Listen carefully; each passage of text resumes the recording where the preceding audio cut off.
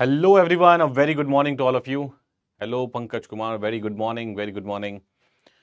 जल्दी से बता दो, एक मैसेज कर दो और सब लोग कमेंट कर देंगे एक बार चैट बॉक्स के अंदर और बता दो मेरी वॉइस एंड वीडियो दोनों क्लियर हैं क्या? वॉइस एंड वीडियो दोनों क्लियर हैं? जल्दी से एक बार बता दो. Rituraj, very good morning, good morning, good morning. जल्दी से एक बार कमेंट करके बताओ कि वॉइस एंड वीडियो दोनों क्लियर हैं क्या? वॉइस एंड वीडियो दोनों क्लियर हैं? Nabi Verma, very good morning sir ji, very good morning Nabi, very good morning. Good morning Ram Ram, हर्ष Shukla, Anik, good morning sir, very good morning Anik. All clear, all clear. Luv Guru, good morning sir, good morning, good morning. All clear. चलो ठीक है, all clear.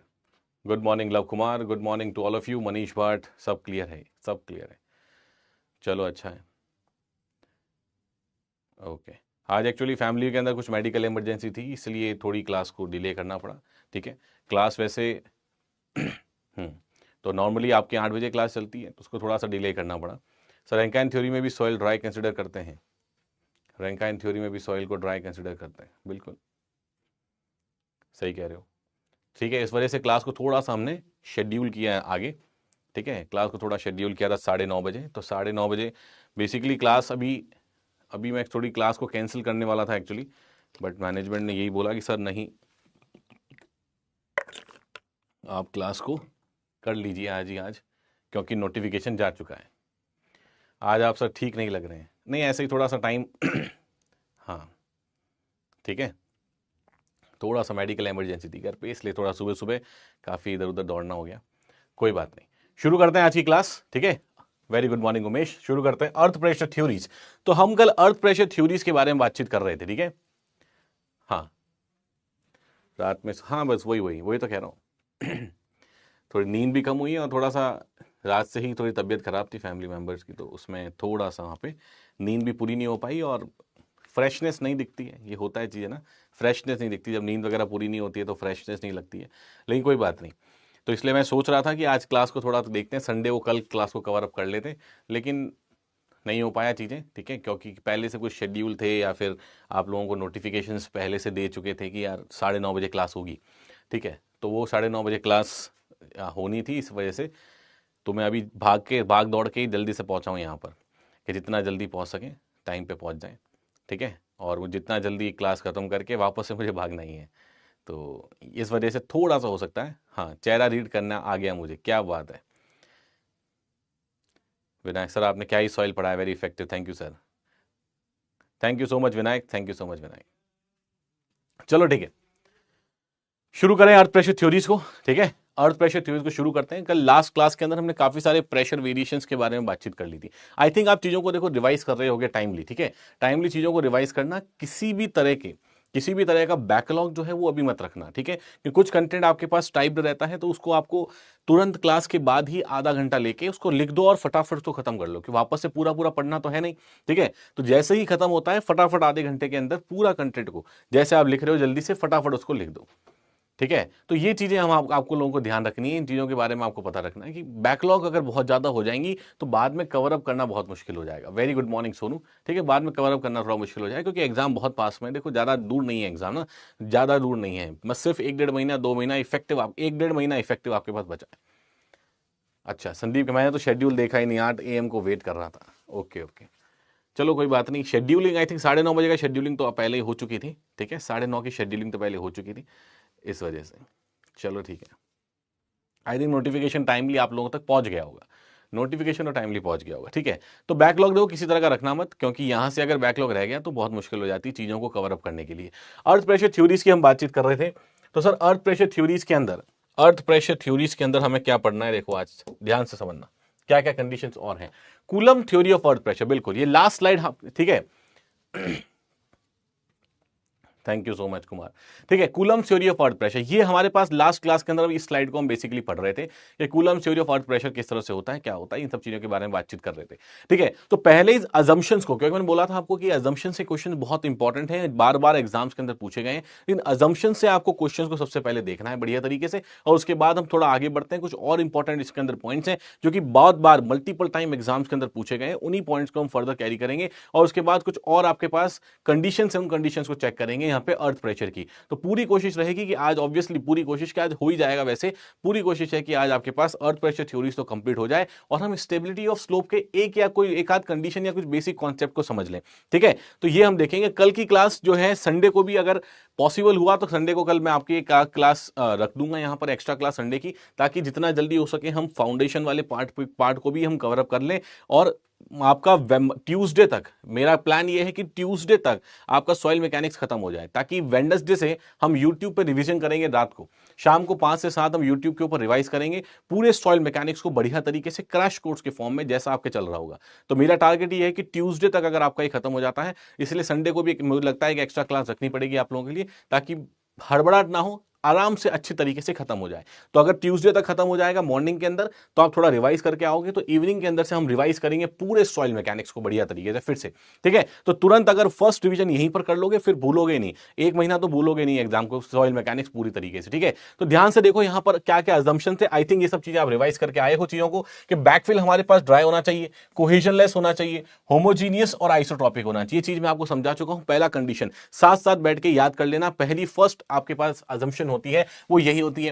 देखो second assumption, back of the wall and backfill can be inclined, बिल्कुल सही है। Rankine के अंदर, ठीक है, रैंकाइन के अंदर हम लोग ये चीज मान के चल रहे थे कि sir back of the wall आपके पास जो होती है वो क्या होनी चाहिए, वर्टिकल होनी चाहिए और स्मूथ होनी चाहिए। ठीक है, और स्मूथ होनी चाहिए, ये चीजें हमारे पास रहती हैं। तो यहां पर देख लो, यहां बैक ऑफ द वॉल आपके पास क्या हो सकती है, यहां पर इंक्लाइंड भी हो सकती है, और जो फ्रिक्शन आपके पास होता है वो फ्रिक्शन को भी हम यहां पर कंसिडर करके चलते हैं।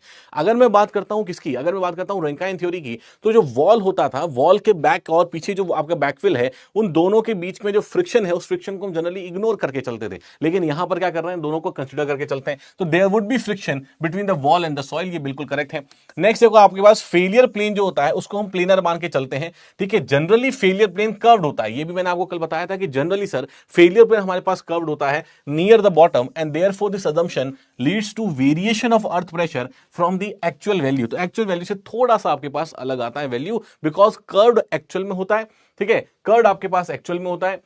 सुदीप कहा सर फाउंडेशन वीक है, सर फाउंडेशन वीक है, कोई बात नहीं। देखो प्रीलिम्स के अंदर एक चीज ध्यान रखना, ठीक है, प्रीलिम्स के अंदर फाउंडेशन से एक नंबर का क्वेश्चन आता है, 2 नंबर का क्वेश्चन आता है। सॉइल मैकेनिक्स से ज्यादातर क्वेश्चन आपको देखने को मिलते हैं, फाउंडेशन से कम क्वेश्चन देखने को मिलेंगे। लेकिन फाउंडेशन इंपॉर्टेंट होगा आपके पास सेकंड पार्ट के लिए। ठीक है, सेकंड पार्ट के लिए हो सकता है कुछ अच्छे क्वेश्चन वहां पर आपको देखने को मिल जाए। जैसे पहले डिस्क्रिप्टिव होता था तो वहां पर फाउंडेशन के क्वेश्चन बढ़िया देखने को मिलते थे। ठीक है, अब यहां पर CBT 2 है, तो देखते हैं क्या वेटेज आता है फाउंडेशन का, इस बार पता चल जाएगा। लेकिन ओवरऑल फाउंडेशन क्योंकि थोड़ा लेंदी भी होता है, लेकिन उसके साथ साथ उसका वेटेज जो है वो वेटेज थोड़ा सा कम है। तो यहां पर हमें क्या रखना है, हमें एग्जाम ओरिएंटेड हम वहां पर पढ़ेंगे इन चीजों को लेके। तो एग्जाम अभी जैसे काफी सारे एग्जाम हुए थे, अभी DLB का एग्जाम हुआ था राजस्थान के अंदर, AN के अंदर 9 के 9 क्वेश्चन सॉइल मैकेनिक्स के आए थे, वो आपके नोट से आए थे। तो सब चीजें वहां पर डायरेक्टली जो है आपके नोट्स में ही मिल जाएंगी आपको। तो उन पॉइंटर्स को एग्जाम ओरिएंटेड पढ़ेंगे बहुत बढ़िया तरीके से। ठीक है, तो सॉइल फाउंडेशन कभी वीक रहेगी नहीं आप लोगों की। ठीक है, हमें एग्जाम निकालने से पहले मतलब है, एग्जाम निकल जाएगा तो ये सब चीजें तो सब सॉर्ट आउट हो जाएंगी। नेक्स्ट देखो हमारे पास the sliding wedge is assumed to be a rigid body. Sliding wedge हमारे पास क्या होगा, एक रिजिड बॉडी जैसे हम अज्यूम करके चलते हैं। क्या अज्यूम करके चलते हैं सर, हम अज्यूम करके चलते हैं कि स्लाइडिंग वेज जो हमारे पास है वो एक तरह की रिजिड बॉडी है। बिल्कुल सही बात है कि जो स्लाइडिंग वेज हमारे पास होता है वो as a complete block move करेगा, टुकड़ों टुकड़ों में मूव नहीं करेगा। ये मैंने आपको कल बताया था। इसके बाद देखो ये रैंकाइन थ्योरी वाली बात हम पहले कर चुके हैं। देखो फेलियर कंडीशन पर, एट द फेलियर कंडीशन, अब यहां पर हमारे पास जो ट्रायल वेजेस हम लेके चलते हैं कूलम्ब थ्योरी के अंदर, कल मैंने आपको बताई थी ये चीजें कि जब ट्रायल वेजेस आप लेके चलते हो कूलम्ब थ्योरी के अंदर, तो 3 तरह के फोर्सेस जनरली हम लेके चलते हैं। पहला आपके पास उस वेज का ही वेट आएगा, दूसरा आपके पास वॉल के द्वारा लगाया गया प्रेशर आएगा, और तीसरा आपके पास रिएक्शन फोर्स आएगा उस वेज के ऊपर। इन तीनों फोर्सेस के इक्विलिब्रियम को हम चेक करते हैं और अलग अलग तरह के प्रेशर्स को हम कैलकुलेट करते हैं। क्या करते हैं हम, अलग अलग तरह के प्रेशर्स को हम यहां पर कैलकुलेट करते हैं। तो जैसे फॉर एग्जांपल अगर मैं एक्टिव अर्थ प्रेशर कैलकुलेशन कर रहा हूं तो मैं 3 प्रेशर्स वगैरह वहां पे कैलकुलेट करूंगा। तो 3 बेसिक ट्रायल एजेस तो आप निकाल के चलते हो, ट्रायल वेजेस आपको लेके चलने हैं 3। अब वहां से P1 P2 P3, तो मैंने आपको कल एक चीज बताई थी यहां पर कि अगर 3 कंडीशंस आपके पास हैं, एक्टिव अर्थ प्रेशर में अगर आपके पास 3 वैल्यूज आ गई हैं, तो एक्टिव अर्थ प्रेशर के केस के अंदर आपको मैक्सिमम वैल्यू लेके चलनी है तीनों की, क्योंकि वो क्रिटिकल हो जाएगी वहां पर। पैसिव अर्थ प्रेशर के केस में आपके क्या हो जाएगा, वहां पर आपको मिनिमम वैल्यू लेके चलनी पड़ेगी अगर 3 ट्रायल वेजेस आपने लिए हैं तो यही सारी बातें हम लोगों ने कल भी करी थी।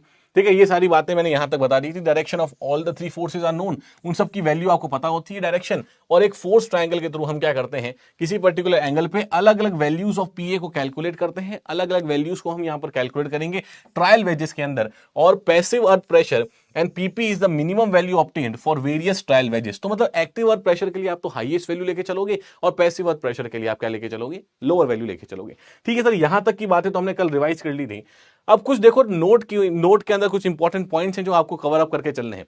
क्या क्या सर इंपॉर्टेंट पॉइंट्स हैं नोट के अंदर, और ये एग्जाम के अंदर आपको डायरेक्ट पूछे गए हैं एज इट इज। यही स्टेटमेंट डायरेक्टली एग्जाम में पूछा गया है, इसके अंदर कोई भी डिस्टॉर्शन पॉसिबल नहीं है इस पर्टिकुलर स्टेटमेंट में। इंजीनियरिंग सर्विसेज के अंदर भी ऐसा ही स्टेटमेंट डायरेक्टली पूछा गया था बार बार आपसे। ठीक है, और ये जो चीजें हैं ये आप जनरली देखो आरसीसी के अंदर ये दो वर्ड जरूर पढ़ते हो आप कि ओवर एस्टिमेट करना, अंडर एस्टिमेट करना। ठीक है, ये सब चीजें आप आरसीसी में डिजाइन जब पढ़ते हो तब भी आप देखते हो कि this design is over estimated, ये डिजाइन जो है अंडर एस्टिमेटेड होती है। उसी तरीके की चीजें हम यहां पर देखेंगे। जैसे फॉर एग्जांपल अगर मैं रैंकाइन अर्थ प्रेशर थ्योरी की बात कर रहा हूं तो एक स्टेटमेंट बार बार पूछा जाता है कि रैंकाइन अर्थ जो आपके पास थ्योरी होती है अर्थ प्रेशर की, this over estimates the active earth pressure. वो एक्टिव अर्थ प्रेशर को ओवर एस्टिमेट करता है। ओवर एस्टिमेट का मतलब क्या है सर, मतलब फॉर एग्जांपल कुछ भी जो वैल्यू आनी चाहिए एक्टिव अर्थ प्रेशर की उसको बड़ा चढ़ा के इससे वैल्यू आती है। देखो कोई भी जो थ्योरी होती है उसके पीछे कुछ मैथमेटिकल सॉल्यूशंस लगते हैं।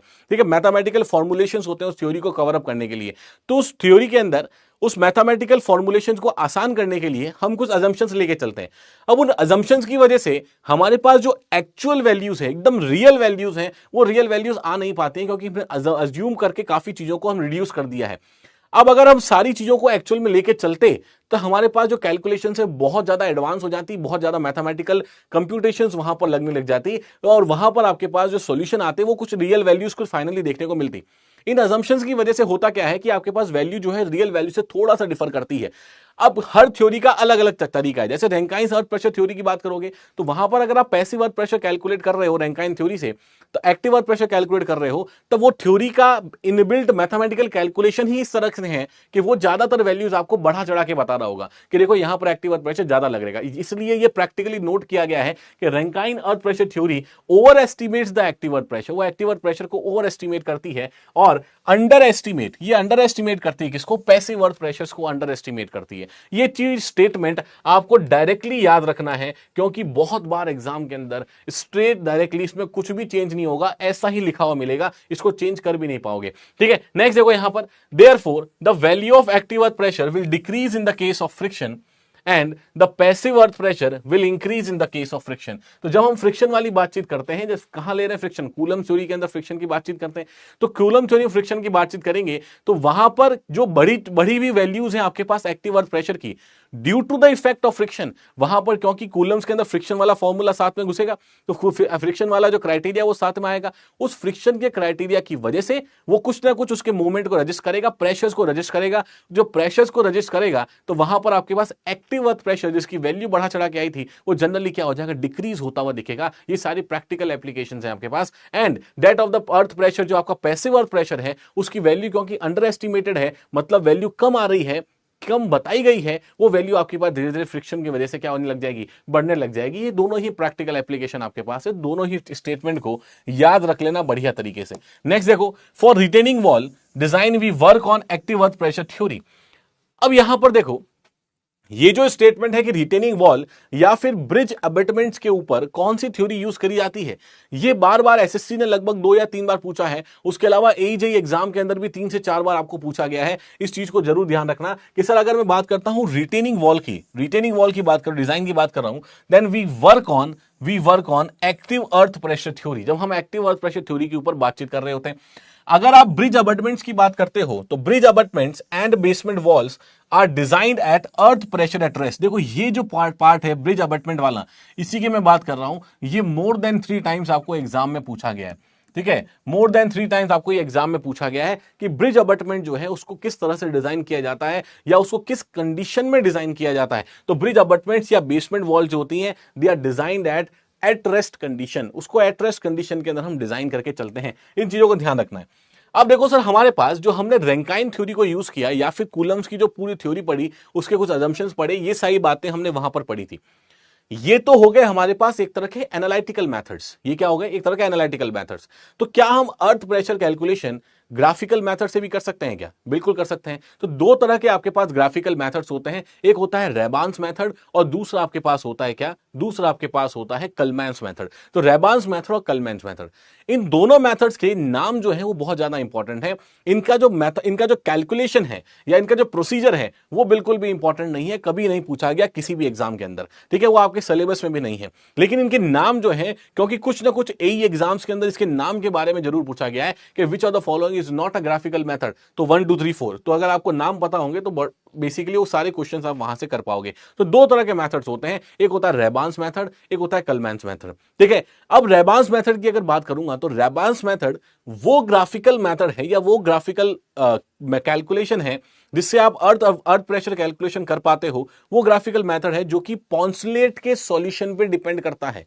ये दो वर्ड याद रखने हैं आपको। पॉन्सलेट का सॉल्यूशन मतलब पॉन्सलेट क्या है? पॉन्सलेट एक साइंटिस्ट का नाम है जिसने कुछ मैथमेटिकल सॉल्यूशन दिए थे, उसके सॉल्यूशन को रेफरेंस लेके ये वाला मेथड बनाया गया है रेबान्स मेथड। तो रेबान्स मेथड, दो वर्ड याद रख लेना, एक है रेबान्स मेथड, एक है कलमांस मेथड। रेबान्स मेथड जो होता है वो डिपेंड करता है पॉन्सलेट के सॉल्यूशन के ऊपर, इसलिए उसको पॉन्सलेट मेथड भी बोला जाता है, इसलिए उसको पॉन्सलेट। अब देखो नाम थोड़े से डिफिकल्ट है, रेबान्स है, कलमांस है, क्योंकि उन लोगों ने ही रिसर्च किया, उन लोगों ने बहुत पढ़ाई करी, रिसर्च किया। अगर आप लोगों ने किया होता तो ये method wrote method, Chintu method, ये सब मेथड होते हैं यहां पर, है ना, तो ये मेथड होते हैं। लेकिन अब नाम ऐसे हैं तो नाम तो आपको याद रखने पड़ेंगे। देखो यहां पर रेबान्स मेथड, ये रेबान्स है मतलब REH, this is basically your Rebhann's method, ठीक है, this is basically your Rebhann's method. और ये हो जाएगा कलमांस मेथड। दो तरह के हमारे पास ग्राफिकल मेथड्स हैं अर्थ प्रेशर को कैलकुलेट करने के लिए। आ जाओ सबसे पहले मेथड के ऊपर। जैसे मैंने आपको बताया था फर्स्ट मेथड है हमारे पास रेबान्स method.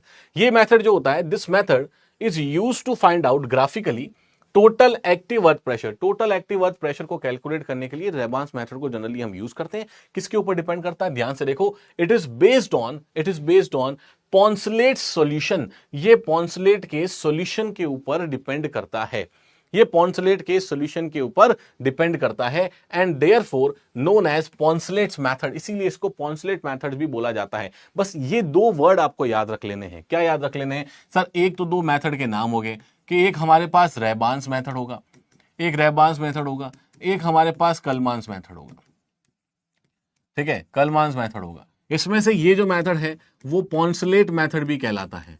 This is also known as your Poncelet method. तो ये दो तीन चीजें हमें याद रख लेनी है यहां पर, और इसी से डायरेक्टली क्वेश्चन पूछा गया है, ठीक है, इसी डायरेक्टली क्वेश्चन पूछा गया।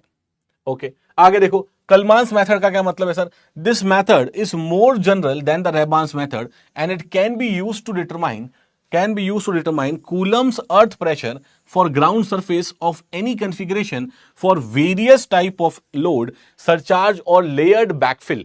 अब यहां पर एक चीज ध्यान रखनी, कभी कभी ऐसा स्टेटमेंट भी पूछा जा सकता है, out of the two methods कौन सा मेथड है जो ज्यादा जनरलाइज्ड है।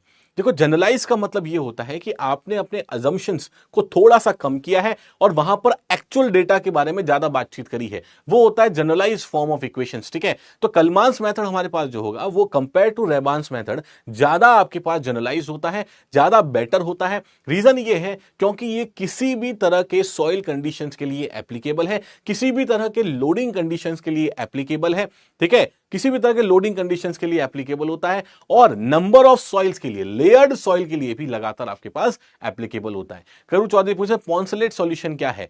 बेटा पॉन्सलेट सॉल्यूशन अगर हम पढ़ने लग गए तो हमारे सॉइल मैकेनिक्स छूट जाएगी, वो हायर मैथमेटिक्स के अंदर आती है पॉन्सलेट मेथड, ठीक है। हायर जब एमटेक करने जाओगे तो उस समय कभी मुझसे बात करना, वहां पर मैं डिटेल बताऊंगा पॉन्सलेट। ये आपके डिप्लोमा लेवल एग्जाम्स के लिए या बीटेक लेवल एग्जाम्स के लिए नहीं होता है पॉन्सलेट सॉल्यूशन, ठीक है। बहुत डिटेल्ड सॉल्यूशन यहां पर देखने को मिलता है, और ये जनरली आपके पास हायर मैथमेटिक्स के अंदर जनरली यूज किया जाता है, ठीक है। तो उसको हमारे सिलेबस में ही नहीं है पूरा चीज, ये ठीक है, this is not in our syllabus. Poncelet method का जो डिटेल डेरिवेशन है वो हमारे सिलेबस में नहीं है। मैं यहां बता भी दूंगा तो 1-1.25 घंटा वेस्ट भी हो जाएगा और एग्जाम में कुछ उसका इफेक्ट भी देखने को नहीं मिलेगा, ठीक है। तो यहां पर कभी आप एमटेक वगैरह करने जाते हो जियो टेक्निकल इंजीनियरिंग में, या कभी पीएचडी करने जाओ जियो टेक्निकल इंजीनियरिंग में, तब कभी मुझसे वापस से बात करना, तब मैं आपको डिटेल सॉल्यूशंस वगैरह सब वहां पे समझा दूंगा कि पॉन्सलेट सॉल्यूशंस क्या है। इसके अलावा भी जैसे ये सब थ्योरीज जो होती हैं हायर जियो टेक्निकल इंजीनियरिंग में भी हम इन अजम्पशंस को और जनरलाइज करके ही इक्वेशंस को कैलकुलेट कर रहे होते हैं। जो बेसिक आप पढ़ते हो, जो चीजें आप यहां पर पढ़ रहे हो सब लोग, ये कुछ बहुत बड़ी चीजें नहीं है।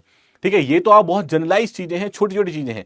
जब हम आगे चल के देखते हैं तो हम एक्चुअल चीजों के बारे में बातचीत करते हैं, हायर वहां पे बातचीत करते हैं जब जियो टेक्निकल इंजीनियरिंग की बात कर रहे हैं। ठीक है, तो हायर जियो टेक्निकल इंजीनियरिंग हुआ, पीएचडी जब आप लोग करते हो, पीएचडी के लिए जाओगे, रिसर्च ओरिएंटेड जाओगे, तो एक टॉपिक के ऊपर, एक अजम्पशन के ऊपर पीएचडी हो जाती है। तो ये सब चीजें होती है, बहुत डेप्थ में है जियो टेक्निकल इंजीनियरिंग। तो कभी और पढ़ने का मन आए तो बताना, हमारे पास यहाँ पर तो कोर्सेज के अंदर टाइम लिमिटेशंस वगैरह होता है, वरना जियो टेक वगैरह तो मैं 500-600 घंटे भी पढ़ाता हूँ। ठीक है, तो वहां पर जब हम थोड़ा और डेरिवेशन के बारे में बातचीत करते हैं तो उसके बारे में बात करेंगे, कभी कभी ऐसा टाइम मिला या कभी मुलाकात हुई तब वहां बातचीत करेंगे। ठीक है, तो पॉन्सलेट आपके सिलेबस में नहीं है। आगे आ जाओ, बस ये याद रखना है क्योंकि नाम पूछ लिया जाता है, उससे ज्यादा कभी पूछा नहीं जाएगा, डोंट वरी। ठीक है सर, यहां तक की बात हमें समझ में आ गई कि अलग अलग तरह की लोडिंग कंडीशंस के लिए भी, different types of loading conditions के लिए भी आपके पास यहां पर कलमेंस मेथड को हम यूज कर लेते हैं। देखो एक चीज, एक वर्ड और इंपॉर्टेंट है जो लास्ट में लिखा था, वो भी आपको ध्यान रखना है। क्या कि कलमेंस मेथड जो हमारे पास होता है वो लेयर्ड बैकफिल के लिए भी यूज होता है। लेयर्ड बैकफिल क्या होता है सर? लेयर्ड बैकफिल का मतलब है स्ट्रेटिफाइड बैकफिल। अब सर स्ट्रेटिफाइड का क्या मतलब है? स्ट्रेटिफाइड बैकफिल का मतलब है एक के ऊपर एक के ऊपर एक, मतलब अलग अलग तरह की सॉइल अगर जमी होगी, जो कि एक तरह का नेचुरल कंडीशन ही है। क्या ये एक तरह की नेचुरल कंडीशन है कि soil is found in the nature in the form of stratifications. Stratifications के फॉर्म में ही आपको सॉइल फाउंड होती है नेचर के अंदर। तो वो जो लेयर बाय लेयर फॉर्म है उसके लिए भी कलमांस मेथड जो है वो डायरेक्टली एप्लीकेबल होता है। तो ये जो सॉल्यूशन कंप्लीट है कलमांस का और साथ साथ रेबांस मेथड का, आपको क्या करना है sir? Exam point of view से हमें दोनों के नाम याद रख लेने हैं और हमें यह भी याद रख लेना है कि रेबांस मेथड जो है वो किस सॉल्यूशन के ऊपर बेस्ड है, वो कि आपके पास पॉन्सलेट सॉल्यूशन के ऊपर बेस्ड होता है। ठीक है, यहां तक की बातें हमें आई थिंक मुझे लगता है क्लियर हो गई होगी आप लोगों को कि हम किस चीज की बातचीत यहां पर कर रहे हैं। लेयर बाय लेयर, बिल्कुल करेक्ट है।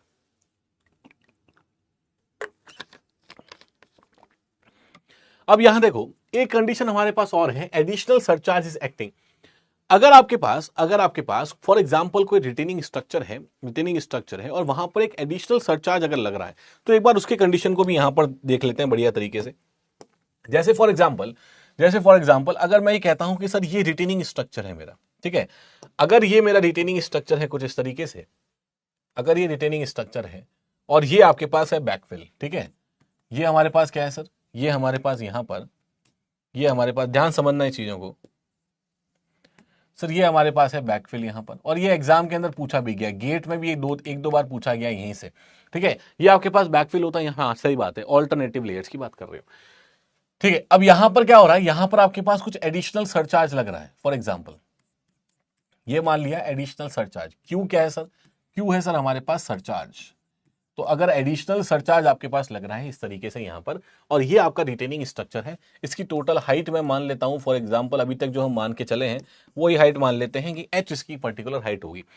अब इस एडिशनल सरचार्ज की वजह से जो प्रेशर जनरेट होगा दैट विल बी यूनिफॉर्म। वो क्या रहेगा? वो यूनिफॉर्म रहेगा through out the depth of the wall. पूरे डेप्थ ऑफ द वॉल पर वो प्रेशर क्या रहने वाला है? वो एक ही तरह का यूनिफॉर्म प्रेशर रहने वाला है। फॉर एग्जांपल मैं यहां पर एक्टिव अर्थ प्रेशर कैलकुलेशन कर रहा हूं, तो यहां पर देखो, यहां पर अगर मैं लिख रहा हूं कि एक्टिव अर्थ प्रेशर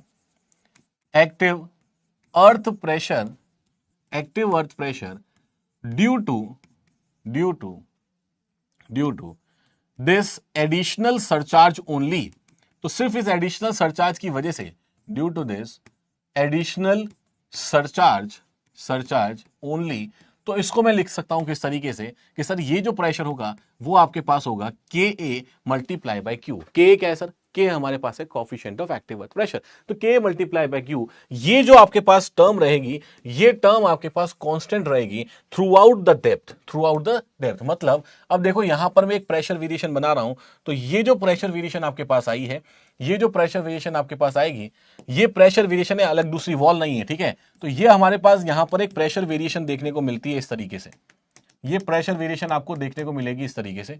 इस प्रेशर को भी मैं ऐसे कर देता हूं, तो ये यहां से यहां तक अगर देखोगे तो this will nothing but K multiply by Q। ये प्रेशर डायग्राम है, K मल्टीप्लाई बाय Q, ये आपके पास रहेगा प्रेशर डायग्राम। ठीक है, उसके अलावा जो बचा हुआ वॉल है, इसका जो प्रेशर वेरिएशन है, ये तो सर हमें पता है पहले से, तो ये आपके पास जो बैकफिल आएगा उसका प्रेशर वेरिएशन तो सर हमें पता है, कुछ इस तरह से आपको देखने को मिलेगा।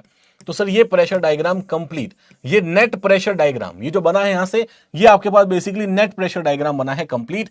और इसको आप क्या लिख सकते हो? इसको लिख सकते हैं सर KA। और यहाँ कोई कंडीशन गिवन नहीं है तो मैं गामा बल्क को यूज कर लेता हूं, तो सर ये हमारे पास K है गामा बल्क इंटू एच। ये हमारे पास नेट प्रेशर डायग्राम बन जाएगा इन case of your additional surcharge. अगर नॉर्मल लोड्स के अलावा अगर आपके पास कुछ एक्स्ट्रा एडिशनल सरचार्ज यहां पर लग रहा है, उसकी वजह से प्रेशर वेरिएशन आप में क्या एड ऑन हो जाएगा, K multiply by Q add on हो जाएगा। और यहां से आप क्या कर सकते हो, यहां से आप कंप्लीटली दोनों फोर्सेस को कैलकुलेट कर सकते हो, रिजल्टेंट फोर्सेस को कैलकुलेट कर सकते हो। तो जैसे कैसे कर सकते हैं सर, देखो कैसे कर सकते हैं। ये जो आपके पास ट्राइंगल होगा, ये जो आपका रेक्टेंगल है, सॉरी ये रेक्टेंगल जो आपके पास है, इसका एक फोर्स आएगा आपके पास कुछ इस तरीके से।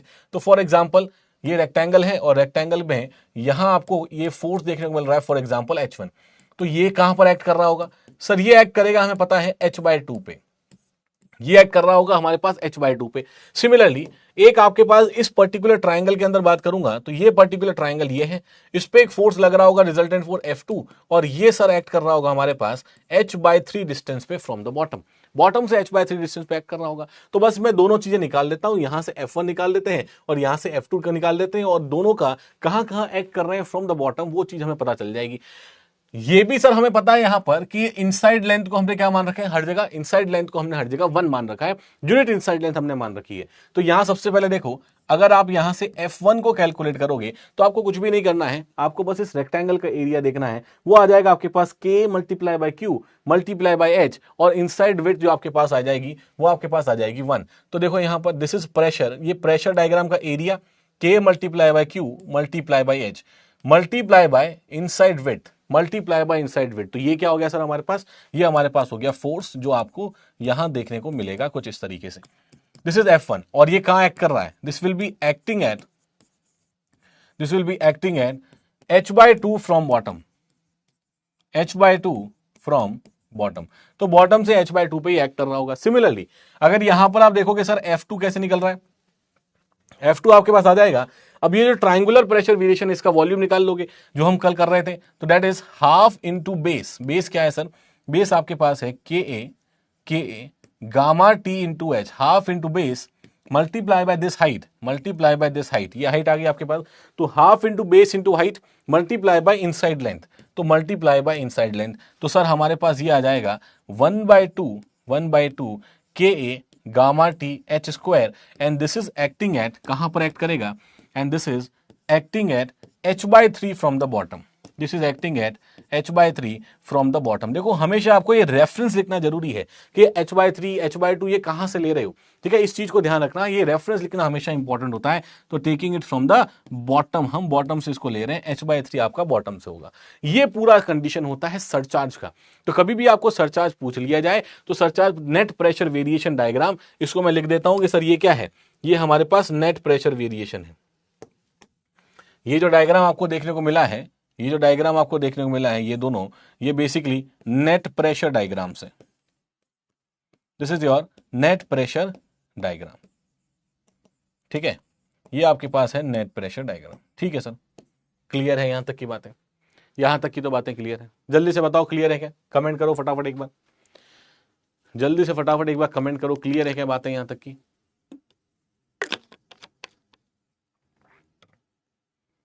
यहां तक की बातें क्लियर है। एडिशनल सरचार्ज जब एक्ट करता है तो उसको आपको कंडीशन को किस तरह से लेके चलना है, तो K मल्टीप्लाई बाय Q, ये आपके पास एड ऑन हो जाएगा एक्स्ट्रा, ये आपके पास एड ऑन हो जाएगा एक्स्ट्रा, उसी एक्स्ट्रा वाले को चीजों को एज इट इज यूनिफॉर्म रहेगा through out the depth, through out the depth आपके पास क्या रहने वाला है, यूनिफॉर्म रहने वाला। तो उसके कंडीशन को भी हम यहाँ पर साथ में कंसिडर करके चलेंगे, ठीक है, साथ में कंसिडर करके चलेंगे। थोड़ा सा आपके चैट जो है मुझे लगता है लैग कर रही है, 5-7 सेकेंड बाद आपकी जो आवाज आ रही है, एक बार रिफ्रेश कर दो इसको, ठीक है, एक बार रीलोड कर दो, रिफ्रेश कर दो इसको, ओके, ठीक है, चलो ठीक है सर, बढ़िया, यहां तक की चीजें क्लियर हो गई हैं। अब देखो हमारे पास अभी तक हम सारी जो अर्थ प्रेशर वेरिएशंस की बातें कर रहे थे, वो सारी बातें हम रिजिड स्ट्रक्चर्स से रिलेट करके कर रहे थे, जितने भी हमारे रिजिड स्ट्रक्चर्स होते हैं उससे रिलेट करके कर रहे थे। अब आप देखोगे तो कुछ फ्लेक्सिबल स्ट्रक्चर्स, ठीक है, कुछ फ्लेक्सिबल स्ट्रक्चर्स की हम यहां पर बात करेंगे। तो सर फ्लेक्सिबल स्ट्रक्चर जैसे या कुछ रिटेनिंग अलग अलग तरह के स्ट्रक्चर्स होते हैं आपके पास, जैसे कैंटिलीवर शीट पाइल की बात हो गई, जैसे एंकर्ड बल्क हेड की बात हो गई, जैसे कि कॉफर डैम्स की बात हो गई। तो ये सारी बातों इन सारी स्ट्रक्चर्स के बारे में थोड़ी बहुत बातचीत करते हैं, इनके स्टेबिलिटी के बारे में थोड़ी बहुत बातचीत करेंगे। जैसे रिटेनिंग वॉल फॉर एग्जाम्पल, जैसे रिटेनिंग वॉल का मतलब क्या है, रिटेनिंग वॉल का मतलब क्या है, या फिर आप जितने भी हमने अभी तक रिटेनिंग वॉल स्ट्रक्चर देखे हैं, मतलब जो भी आपके बैकफिल को रिटेन कर रहा है, रोक के रख रहा है, वो सारे रिटेनिंग स्ट्रक्चर्स हैं। तो अभी तक हमने रिजिड स्ट्रक्चर्स के बारे में बातचीत करी है कि एक वॉल है वो एज इट इज वहां पर है, और वहां पे सॉइल जो आपके पास आ रहा है वो प्लास्टिक इक्विलिब्रियम के अंदर भी है, जैसा रैंकाइन थ्योरी के अंदर हमने बातचीत करी थी, और उसके थ्रू हम देख रहे थे किस तरह का उसका मूवमेंट हो रहा है, या किस तरह से उस पर प्रेशर्स लग रहे हैं, एक्टिव एट रेस्ट या फिर पैसिव प्रेशर्स। लेकिन इसके अलावा कुछ फ्लेक्सिबल रिटेनिंग जैसे कैंटिलीवर शीट पाइल, जब हमने सीपेज को बहुत डिटेल के अंदर पढ़ा था, वहां मैंने आपको बताया था कि कैंटिलीवर शीट पाइल का यूज क्या है। जब कैंटिलीवर शीट पाइल आप डाउनस्ट्रीम साइड में प्रोवाइड कर देते हो, तो वहां पर आप एग्जिट ग्रेडियंट को प्रिवेंट कर पाते हो, क्योंकि लेंथ ऑफ द फ्लो क्या आ रहा है, लेंथ ऑफ द फ्लो हमारे पास ज्यादा आ रहा है। अब लेंथ ऑफ द फ्लो बढ़ गया है तो आई एग्जिट जो आपके पास होता है, एग्जिट ग्रेडियंट जो है वो आपके पास हो जाता है बढ़िया तरीके से। इसका मतलब यह है कि वहां पर आपके पास जो कंडीशन है, क्रिटिकल कंडीशन है, आप अवॉइड करते हो, ठीक है। तो वहां ये आप बेसिकली डाउन स्ट्रीम पे आप अपने सॉइल को, ये स्ट्रक्चर को सेव कर रहे हो, ठीक है। सिमिलरली कैंटिलीवर शीट पाइल की अगर बात करेंगे, तो ये कैंटिलीवर शीट पाइल की बात हो गई, एंकर्ड बल्क हेड या फिर कॉफर डैम, तीनों ही एक तरह के टेम्पररी स्ट्रक्चर्स ही होते हैं। जरूरी नहीं है कि आपको परमानेंटली वहां पर लगा के रखने हैं। जैसे कि मैं बात बताता हूं एंकर्ड बल्क हेड की, तो सर देखो एंकर्ड बल्क हेड का मतलब क्या है। जैसे फॉर एग्जाम्पल अगर मैं यहां पर एंकर्ड बल्क हेड की बात करूंगा, तो ये देखो कि मान लिया कि ये मेरे पास वॉल है इस तरह से, ठीक है, ये मेरे पास वॉल है जो मुझे यहां पर पुट करनी है। फॉर एग्जांपल कोई रिटेनिंग वॉल है, तो ये रिटेनिंग वॉल है। अब इसमें हम करेंगे क्या, इसमें हम ये करेंगे कि यहां पर हम एंकर्ड बल्क हेड लगा देंगे। क्या लगा देंगे सर, इस तरह का एंकर्ड बल्क हेड लगा देंगे। ये एंकर्ड बल्क हेड हो जाता है, this is your anchored bulk head, this is your anchored bulk head. अब सर ये एंकर बल्क हेड कर क्या रहा है, देखो अभी तक क्या हो रहा था, ये वॉल थी आपके पास, ये यहां पर बैकफिल था इस तरह से। अब ये बैकफिल जो है कुछ ना कुछ प्रेशर लगा रहा है इसके ऊपर, ये जो बैकफिल है कुछ ना कुछ प्रेशर लगा रहा है, सॉइल का कुछ ना कुछ प्रेशर इसके ऊपर लग रहा है। अब अगर इसके ऊपर यहां पर एंकर्ड बल्क हेड जो है वो यहां अटका पड़ा है, इसका मतलब ये एक तरह की इंटरलॉकिंग प्रोवाइड करेगा क्या, ये सॉइल के अंदर क्या करेगा, इंटरलॉकिंग प्रोवाइड करेगा। मतलब अब जो प्रेशर लगेगा यहां पर, तो ये वॉल के मूवमेंट को क्या करेगा, वॉल के मूवमेंट को प्रिवेंट करेगा। तो वॉल के मूवमेंट को प्रिवेंट करेगा और वॉल को ज्यादा स्टेबलाइज्ड कंडीशन के अंदर रखेगा। It will increase the stability of the wall itself. तो वॉल की और पूरे स्ट्रक्चर की स्टेबिलिटी जो है ओवरऑल बढ़ जाएगी अगर आप एंकर्ड बल्क हेड यूज कर लेते हो तो। जैसे आपने इस कंडीशन कहां और देखी होगी सर, ये चीजें एंकर बेसिकली आप लोगों ने देखे होंगे जब शिप कभी आपने देखा होगा, ठीक है, मूवीज में तो देखा ही होगा ना, ठीक है। मूवीज में आपने देखा होगा कि जो हीरो वगैरह होते हैं वो एंकर को घुमाते हैं इस तरह से, एंकर घुमाते हैं और सीधा छत पे फेंकते हैं ऐसे, तो सीधा छत पे जाके वो अटक जाता है, फिर उससे चढ़ जाते हैं ऊपर और अपनी हीरोइन को बचा लेते हैं, ठीक है। तो वो एंकर जो है वो एंकर कर क्या रहा है, वो एंकर जब छत पे जाके लगा होगा तो वहां की छत की जो वॉल है उस वॉल पे बेसिकली क्या हो गया होगा, वॉल पे वो इंटरलॉक हो गया होगा। इंटरलॉक हो गया तो अब इजीली उसके ऊपर क्या कर सकते हो, इजीली उसके ऊपर वेट आप पुट ऑन कर सकते हो और उसको यूज करके आप आगे फर्दर काम कर सकते हो। सिमिलर तरीके का प्रोसेस शिप के अंदर भी होता है, ठीक है, शिप के अंदर भी होता है। शिप को कभी कभी रोकने के लिए भी एंकर्स को यूज किया जाता है। शिप के अंदर भी काफी सारी जगह पर एंकर्स को यूज कर सकते हैं। जैसे शिप को आप नीचे किसी अगर स्मॉल बोट है उसको ट्रांसफर करने के लिए भी कभी कभी एंकर्स वगैरह यूज होते हैं, तो बहुत जगह यूज होते हैं। तो सॉइल के अंदर भी हम यहां पर एंकर्ड बल्क हेड को यूज कर लेते हैं ताकि इंटरलॉकिंग हमारे पास क्या आ जाए, इंटरलॉकिंग हमारे पास बढ़ जाए, ठीक है। उस इंटरलॉकिंग को बढ़ाने के लिए यहां पर इसको यूज किया जाता है एंकर्ड बल्क हेड को। आगे देखो कॉफर डैम की बात करो तो कॉफर डैम क्या है सर, कॉफर डैम एक तरह का लिक्विड रिटेनिंग स्ट्रक्चर है, ठीक है। अभी तक जो हम बातचीत कर रहे थे वो तो सॉइल, मतलब एक सॉइल को रिटेन करने वाले स्ट्रक्चर्स की बातचीत कर रहे थे। इसके अलावा हम क्या और क्या कर सकते हैं, इसके अलावा हम बात कर सकते हैं कॉफर डैम्स की। जो कॉफर डैम का मतलब होता है एक तरह का लिक्विड रिटेनिंग स्ट्रक्चर।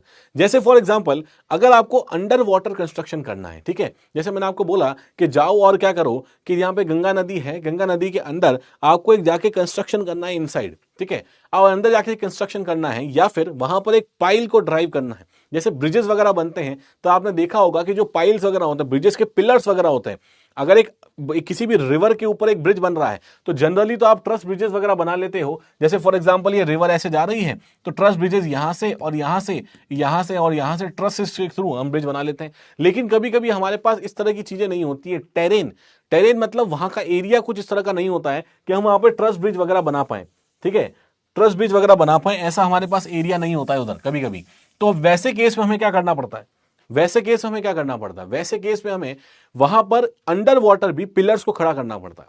तो अगर अंडर वाटर पिलर्स को खड़ा करना पड़ेगा मतलब वहां पे कंक्रीटिंग वगैरह करनी पड़ेगी, कंक्रीटिंग करनी पड़ेगी, प्रॉपर कंस्ट्रक्शन करना पड़ेगा। कंस्ट्रक्शन करोगे तो पानी को वहां से हटाना पड़ेगा। तो इसलिए कॉफर डैम्स एक तरह के वो टेम्पररी लिक्विड रिटेनिंग स्ट्रक्चर्स होते हैं जो कि हम पुट करते हैं इन the case of under water construction, जहां पर आपके पास जो एरिया है वो एरिया आपका कंस्ट्रक्शन का ड्राई रह सके during the time of construction. जब कंस्ट्रक्शन चल रहा है उस समय आपके पास वो एरिया जो रहता है वो एरिया क्या रहना चाहिए, वो एरिया ड्राई रहना चाहिए। वो हम यूज करते हैं कॉफर डैम के लिए। ठीक है, अब यहां पर देखो एक बार, अब यहां पर देखो सबसे पहले बातचीत करते हैं सर कैंटिलीवर शीट पाइल की। अब इस पूरे स्टेबिलिटी एनालिसिस को थोड़ा बढ़िया तरीके से समझना, पूरा फोकस अपना यहां लगाना और धीरे धीरे करके पूरे इस स्ट्रक्चर को ध्यान से समझने की कोशिश करना, इस स्टेबिलिटी की जिसके मैं बातचीत कर रहा हूं। क्योंकि एग्जाम में कभी कभी प्रेशर वेरिएशंस पूछ लिए जाते हैं आप लोगों से। ठीक है, ईएससी के अंदर कभी पूछ लिए जाते हैं, कभी दूसरे एई के एग्जाम में पूछ लिए जाएंगे। तो प्रेशर वेरिएशन वाली बातों को बढ़िया तरीके से समझ लेना। यहां पर जो सबसे पहले बात कर रहा हूं मैं कैंटिलीवर शीट पाइल की, कैंटिलीवर शीट पाइल की। तो इन the case of cantilever sheet pile the stability is provided by the passive earth pressure developed over the embedded depth. इसका क्या मतलब है सर, ये स्टेटमेंट इतना इंपॉर्टेंट क्यों है या फिर स्टेटमेंट का मतलब क्या है, ध्यान से समझो यहां पर चीजें की। देखो सबसे पहले ये मैं मान लेता हूं ये हमारे पास एक कैंटिलीवर शीट पाइल है। ठीक है, ये आपके पास एक तरह की क्या है, this is a cantilever sheet pile. तो मैं कह देता हूं सर ये हमारे पास है एक शीट पाइल जो हमने यहां पर यूज करी है। अब चीजों को ध्यान से समझना है यहां पर। अब हो क्या रहा है, ये जो पॉइंट पी आपको यहां दिख रहा है, this point P is basically the point of rotation. ये क्या है सर, ये जो पॉइंट पी हमारे पास आ रहा है, ये पॉइंट पी आपके पास है, ये पॉइंट पी आपके पास है point of rotation. This is basically the point of rotation. ये आपको रैंकाइन थ्योरी के अंदर याद आ रहा होगा कि रैंकाइन थ्योरी के अंदर हमने बॉटम बेस में हमने पॉइंट ऑफ रोटेशन को बेस पे माना था। वहां मैंने आपको बताया था कि प्लास्टिक इक्विलिब्रियम वगैरह हो रहा है तो वहां पर आपके पास क्या हो रहा है, वहां पर आपके पास पॉइंट पे यहां पर बेस पे आपने रोटेशन को माना था नॉर्मल जनरल वॉल्स के ऊपर, जो रिटेनिंग वॉल के ऊपर, रिजिड स्ट्रक्चर्स के ऊपर, क्योंकि रिजिड बॉडी मोशन हम वहां पर देखने को देख रहे थे। यहां पर आपके पास पॉइंट ऑफ रोटेशन है वो कहीं बीच में हम मान लेते हैं। तो फॉर एग्जाम्पल ये आपके पास कोई पॉइंट ऑफ रोटेशन है वॉल का, इसके अबाउट वॉल रोटेट करेगी क्योंकि कैंटिलीवर शीट पाइल है। अब ये वॉल रोटेट अगर इस पॉइंट के अबाउट करी और मैं ये कह देता हूं कि सर ये देखो रोटेशन आपका कुछ ऐसा है, ये प्लेन ऑफ रोटेशन जो है वो दिख रहा होगा मुझे लगता है, तो ये मान लो कुछ इस तरह से। तो अब आपकी वॉल क्या हो रही है, ये वॉल रोटेट होके इधर आ रही है, ये वॉल रोटेट होके इस तरफ जा रही है और यहां से ये वॉल होके इधर जा रही है। अच्छा रेफरेंस किसको लेते हैं, हमेशा बैकफिल को रेफरेंस लेते हैं क्या? अरे रेफरेंस किसको लेते हैं, बैकफिल को रेफरेंस लेते हैं। सर बैकफिल कहां है, बैकफिल ये रहा बैकफिल। ठीक है, ये आपके पास बैकफिल है। सिमिलरली यहां पर भी तो कुछ भरा हुआ है, तो ये भी आपके पास यहां पर भी सॉइल है, यहां पर भी आपके पास सॉइल है। और ये जो लेवल यहां देख पा रहे हो, ये जो लेवल यहां पर देख पा रहे हो, इस लेवल को बोला जाता है ड्रेज लेवल। क्या बोला जाता है, देखो यहां लिखा हुआ है, this is known as your dredge level, this is known as your dredge level. ठीक है, ग्राउंड लेवल ही है, ड्रेज लेवल कह सकते हो, ग्राउंड लेवल कह सकते हो। तो कैंटिलीवर शीट पाइल के दोनों तरफ आपके पास सॉइल भरी पड़ी है, एक इधर भरी है कुछ इधर भरी है। अब यहां पर देखो एक इस प्लेन को भी देख लेते हैं, जो ये आपके पास पॉइंट ऑफ रोटेशन वाला प्लेन है, ये रहा पॉइंट ऑफ रोटेशन। अब आई थिंक सारी चीजें बिल्कुल क्लियर दिख रही होंगी। एक आपको दिख रहा है शीट पाइल, एक आपको दिख रहा है पॉइंट ऑफ रोटेशन, ये लाइन दिख रही है which is passing from the point of rotation. ये आपके पास एक ड्रेज लेवल है, ड्रेज लेवल का मतलब है यहां तक इसमें इधर मिट्टी भरी है, ये वॉल है। अब यहां पर वॉल क्या करेगा, मूव करेगा। तब फॉर एग्जाम्पल वॉल के अंदर कुछ मूवमेंट हुआ तो ये बैकफिल से कहां जा रहा है, बैकफिल से दूर जा रहा है क्या, this is away from the backfill. अगर यहां पर ये जा रहा है sir away from the backfill, ये जा रहा है sir away from the backfill, इसका मतलब यहां पर क्या जनरेट होगा, इसका मतलब यहां पर आपके पास एक्टिव अर्थ प्रेशर जनरेट होगा। क्या जनरेट होगा, अवे का एक्टिव होता है, पैसिव में पास जाओगे तो पैसिव अर्थ प्रेशर आएगा। तो ये जो जोन आपके पास आ रहा है, देखो यहां पर ये जो जोन आ रहा है up to this particular point, तो कैसा प्रेशर जनरेट हो रहा है सर, यहां पर हमारे पास एक्टिव अर्थ प्रेशर जनरेट हो रहा है। कॉमन सेंस है क्या, कॉमन सेंस है। तो एक्टिव अर्थ प्रेशर यहां पर आपके पास क्या हो रहा होगा, जनरेट हो रहा होगा इस वाले पर्टिकुलर जोन के अंदर जो मैंने यहां पर बनाया है। क्लियर है, क्यों, क्योंकि वॉल क्या हो रही है, वॉल अवे जा रही है, तो वहां पर एक्टिव अर्थ प्रेशर जनरेट होगा। अच्छा जब वॉल अवे जा रही है तो बैकफिल अगर यहां पर है, सॉइल यहां पर भी तो है, सॉइल यहां पर भी तो है, सॉइल यहां पर है, तो इस सॉइल के लिए जो यहां पर सॉइल है उसके लिए तो वॉल पास आ रही है क्या, उसके लिए तो वॉल पास आ रही है, वॉल पास आ रही है, तो इसका मतलब यहां से लेके यहां तक ये जो जोन बन गया आपका, यहां पर वॉल क्या दिख रही है, वॉल पास आती हुई दिख रही है। इसका मतलब यहां पर आपके पास बेसिकली पैसिव अर्थ प्रेशर हो जाएगा, this will be your passive earth pressure zone. तो यहां पर sir passive earth pressure zone आएगा। सिमिलरली अगर थोड़ा इस पॉइंट ऑफ रोटेशन के नीचे आ जाओ, तो अब नीचे वाली वॉल जो है वो यहां वाले फिल से दूर जा रही है, यहां वाले फिल से क्या हो रही है, दूर जा रही है। तो सर ये जो जोन हमारे पास आ जाता है, this zone will be your active earth pressure zone, और सिमिलरली इसके पास जाएगा तो यहां पर हमारे पास पैसिव अर्थ प्रेशर जोन देखने को मिलेगा। ये वाला जोन समझ में आ रहा है कि सारा depending upon the wall movement हमारे पास तीन तरह की चीजें होती थी, एट रेस्ट, एक्टिव, प्रेसिव। और एक्टिव पैसिव यहां पर देखो पॉइंट ऑफ रोटेशन आपने लिया, तो जैसे जैसे आप पॉइंट ऑफ रोटेशन को यहां पर लेके चल रहे हो, तो पॉइंट ऑफ रोटेशन जब दूर जाएगा तो एक्टिव जनरेट करेगा, पास जाएगा तो पैसिव जनरेट करेगा। इस तरह की कंडीशन आपको कैंटिलीवर शीट पाइल के अंदर देखने को मिलेगी, अलग अलग तरह के जोन्स के अंदर। अब हमें इसी की बात करनी है, स्टेटमेंट को समझने के लिए। सर इतना सा रायता फैलाना पड़ रहा है ये स्टेटमेंट को समझने के लिए जो कि एग्जाम में पूछा गया था। क्या स्टेटमेंट बोल रहा है? अब मुझे एक बात बताओ, अगर मैं ये कहता हूं कि ये सर हमारे पास ड्रेज लेवल है और यहां से यहां तक ये डेप्थ ऑफ एम्बेटमेंट है, ये देखो क्या है, ये आपके पास है, अगर इसको मैं डी मान लेता हूं यहां से यहां तक, तो ये डी आपके पास है डेप्थ ऑफ एम्बेटमेंट। एम्बेटमेंट का मतलब क्या होता है सर? एम्बेटमेंट का मतलब होता है कैंटिलीवर शीट पाइल को जमीन के अंदर कितना गाड़ दिया है। एम्बेड का मतलब गाड़ देना उसको, तो कितना गाड़ दिया उसको जमीन के अंदर, वो आपके पास डेप्थ हो जाएगी। तो सर ये डेप्थ ऑफ एम्बेटमेंट हमारे पास है, ये है D. This is the depth of embedment जो हमारे पास कितना है, डी है आपके पास ड्रेज लेवल में। चलो बिल्कुल क्लियर है। अब यहां पर मुझे बताओ कि जब ये वाली पर्टिकुलर वॉल है, ये वाली वॉल है, इसके ऊपर ये एक्टिव अर्थ प्रेशर लग रहा है, और ये वॉल के मूवमेंट को हमें क्या करना है, रोकना है या बढ़ाना है? वॉल के मूवमेंट को क्या करना है, रोकना है या बढ़ाना है? जल्दी से बताओ कमेंट करके कि वॉल के मूवमेंट को यहां से हमें रोकना है या बढ़ाना है? जल्दी से बता दो, स्टॉप करना है या फिर इंक्रीज करना है? जल्दी से बताओ ये बात मेरे को, कि अगर मुझे ये जो वॉल मूवमेंट आपके पास यहां देखने को मिल रहा है, इस वॉल मूवमेंट को मुझे रोकना है, स्टॉप करना है, या इस वॉल मूवमेंट को मुझे इंक्रीज करना है, इंक्रीज करके चलना है, रजिस्ट करना है, रोकना है? बिल्कुल ठीक है। तो इस वॉल मूवमेंट का आपको रोकना पड़ेगा। देखो वॉल मूवमेंट को रोकने के लिए इधर की सॉइल जो है, ये जो प्रेशर इसके ऊपर लगा रही होगी, इधर की सॉइल जो है, ये जो प्रेशर इसके ऊपर लगा रही होगी, यही तो इसके लिए एक तरह का स्टेबलाइजिंग प्रेशर है। यही तो इसके लिए क्या है, एक तरह का स्टेबलाइजिंग प्रेशर है।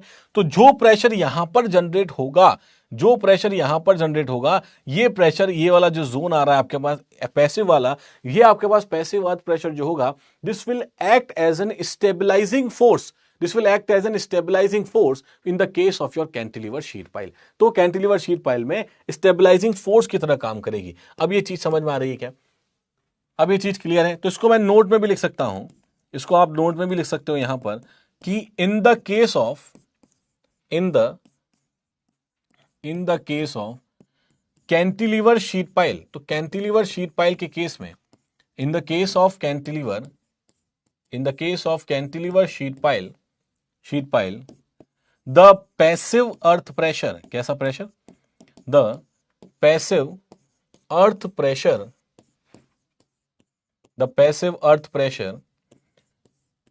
बिलो द ड्रेज लेवल, ठीक है, below the dredge level acts as a stabilizing force। तो ये एक एज अ स्टेबलाइजिंग फोर्स आपका एक्ट कर रहा होता है। ये चीज अब क्लियर है क्या? इस एक चीज को समझाने के लिए सर इतना रायता फैलाया है, इस एक चीज को समझाने के लिए इतना कुछ रायता फैलाया गया है। चलो ठीक है, बढ़िया है, समझ में आई बात?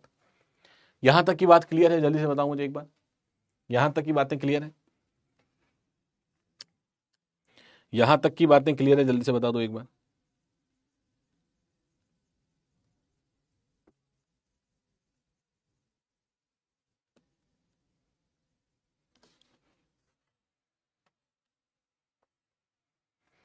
यहां तक की बातें क्लियर है? जल्दी बताओ मुझे एक बार। क्लियर है? ओके, चलो ठीक है, सर, यहां तक की बात तो बढ़िया है। अब आगे देखो, ये तो हमने कैंटिलीवर शीट पाइल की बात करी। अब इसके बाद देखो anchored bulkhead. Sir anchored bulkhead का मतलब, in case of anchored bulkhead the depth of embedment is reduced due to resistance provided by the anchorage. तो सीधी सी बात है, अगर हमारे पास फॉर एग्जांपल देखो, इसी को समझ लो कि एंकर्ड बल्क हेड का यूज जो हमारे पास क्या आ रहा है।